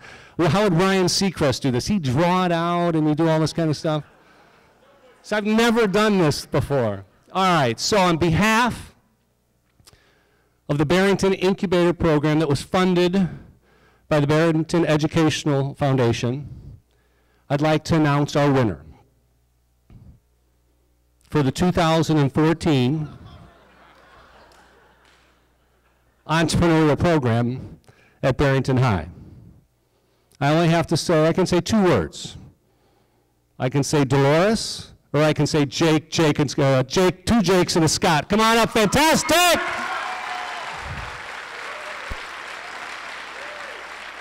Way to go, fantastic! Who did this investment? Oh yeah, you got it. Oh, I know that. Well done, big guy. Give it to me, brother. Proud of you. Really proud of you guys. Give me that. Way to go, guys. Way to go there. All right, what's unique here, which we didn't anticipate or we're hoping, is this is not being funded by the Barrington Education Foundation. It's being funded by one of our professional advisors, Jim Serkleski from Clover, who's doing $15,000 instead of 10, and absolutely loves the idea. So, meet your new board member.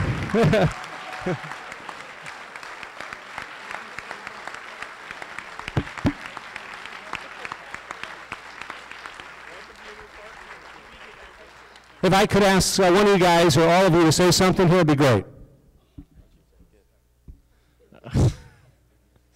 This class was a huge opportunity to be able to come in here and run our own business basically risk-free. And Fantastic wanted to create something that would give back to the community as a whole, and then we can eventually expand out and give back to everyone. We've learned incredible amounts of information from this class. I mean, we look at public speaking now as in a class project as a breeze compared to this. I mean, this is some high-pressure stuff, but we're happy that all of our work this year has paid off. And thank you for that, guys.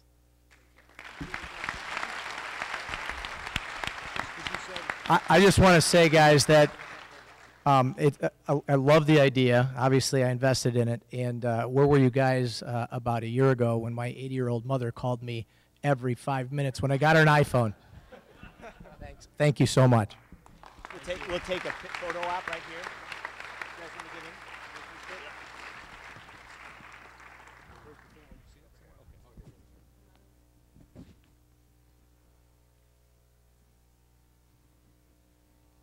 Are we good?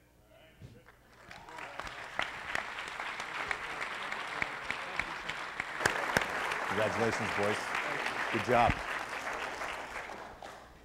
We have another unique opportunity in that our local Barrington Area Community Foundation has provided us with additional funds to support local, their goal is to support local nonprofits and give them seed money to nonprofits that are here in Barrington.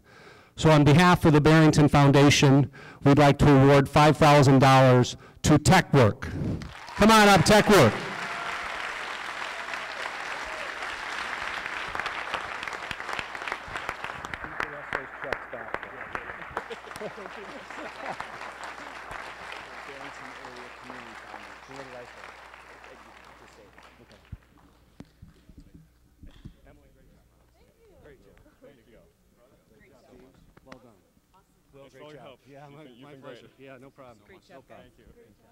That was the Barrington Area Community Foundation, if I didn't say that properly.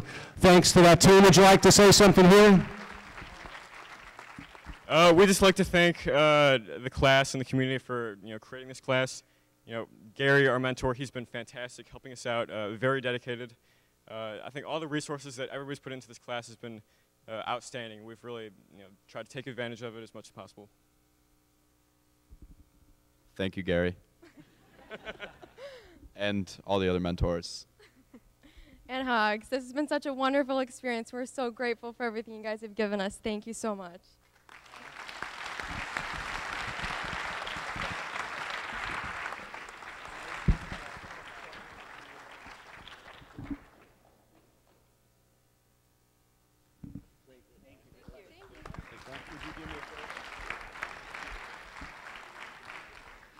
All right. Because the first two were funded by a private investor and the Barrington Area Community Foundation, it allowed now the Barrington Incubator program to fund a winner as well. So we are thrilled to announce another winner. We're down to 3 at the moment, if my cards are correct.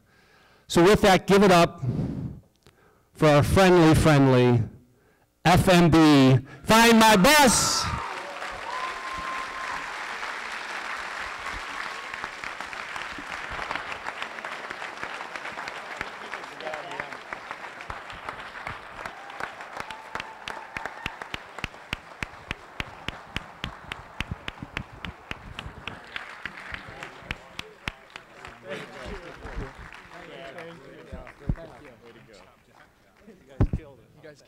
Yeah, imagine. You guys killed me. Imagine so much. Were you nervous or what? Come on. I'm so nervous. You're nervous. All right. Who would like to speak on behalf of the fine F&B Center? I'll do it, yeah. So we'd like to thank the board for giving us this $25,000 and so excited I forgot. Yeah, thanks Sam, you're the man. Hogs, all the mentors.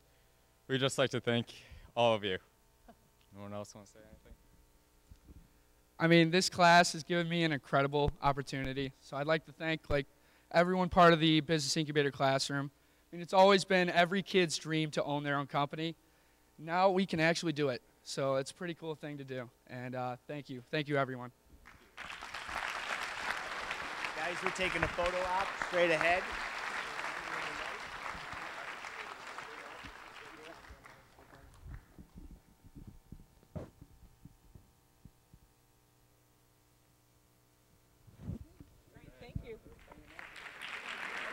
If you guys would do me a favor and stand on this side.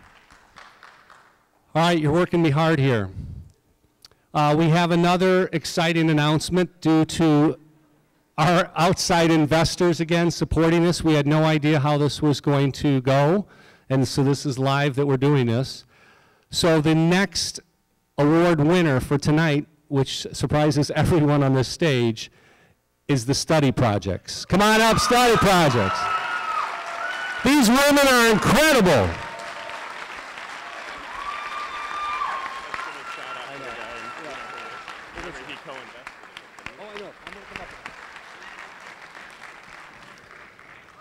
Okay, so what we have here is a $25,000 investment, but $10,000 is coming from Al Shadman at JKB Capital. Raise your hand.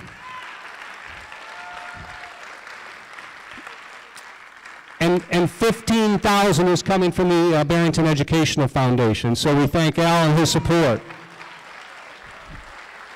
Give it to me.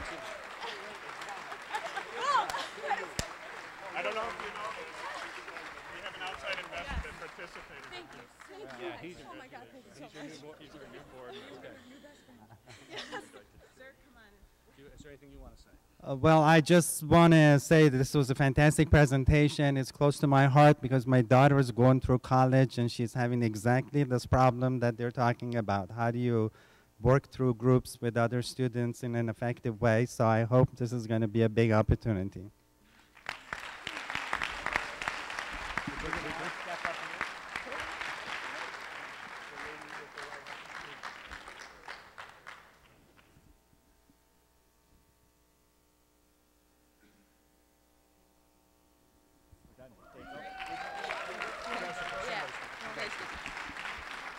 So, ironically, before this, we were all like, how cool would it be if we got big checks? Like that when you win the lottery, and that's how we feel right now, is that we just won the lottery, because this has been, well, especially Jessica's baby for the past 9 months or however long we've been working on this, and it means so much to us that we got funded today, so thank you so much. Would you do me a favor?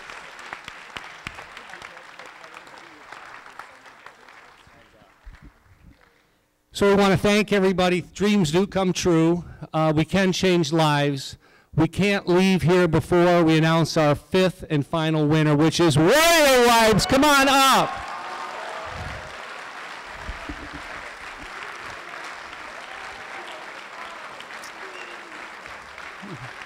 We made you wait for it. We made you wait for it. Well done, boys. Well done. Yeah, you're dying. You're dying. You're dying. I realize. Will. Well, I figured I'd play with you guys some more. Oh, yeah. Did during the first one.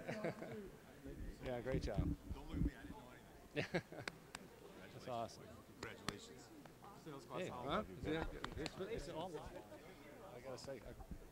All right, we'll take a picture and somebody can say something.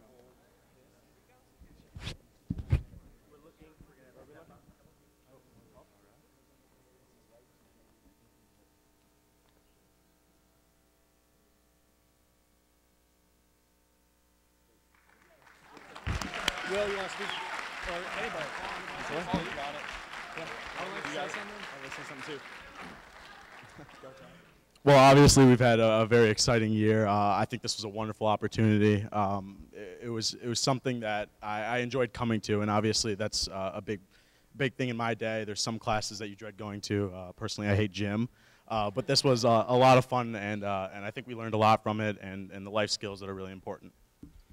I would like to personally thank the mentors and all the staff and everyone who has helped out with this. They have given me such a great opportunity to do everything I could possibly dream of. I myself have been so focused on arts and other things, and coming here to this class and learning all these skills, I will take away life lessons from this class that I could never have imagined.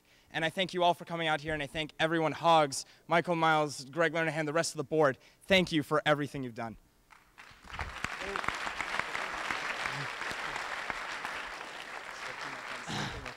I'm just so happy to be here right now. We're so blessed to have this opportunity. Just to say thank you to all the mentors, especially Hogs and everyone that contributed. And talk about American Idol. You guys had us going. We didn't think that was gonna happen, but just thank you. All right. So everybody, first of all, congratulations to all the students. Thank you so much for coming out. Stay tuned. These student teams are going to rock our world. They all go to summer school, by the way, so the real work begins in about 2 weeks. We're going to go to summer school, and next year will be Incubator 2, where the students will learn how to scale their business. I'd really like to just thank the 122 students that were committed to this program. To Hogs, the teacher. We also had 51 different adults that came in and helped teach the course. There was a professional in this classroom for 70 days out of 172 days. An incredible collaboration of Barrington resources. So everybody has done a fantastic job. Carl and I had a mission that we wanted to have everything about this class oversubscribed. More student demand, more mentor demand, more coach demand, more funding demand, and every single metrics has exceeded all expectations. We can't thank you enough for all the support. And to the outside board members that came here today, you guys exceeded our expectations. Thank you so much for stepping up. You clearly...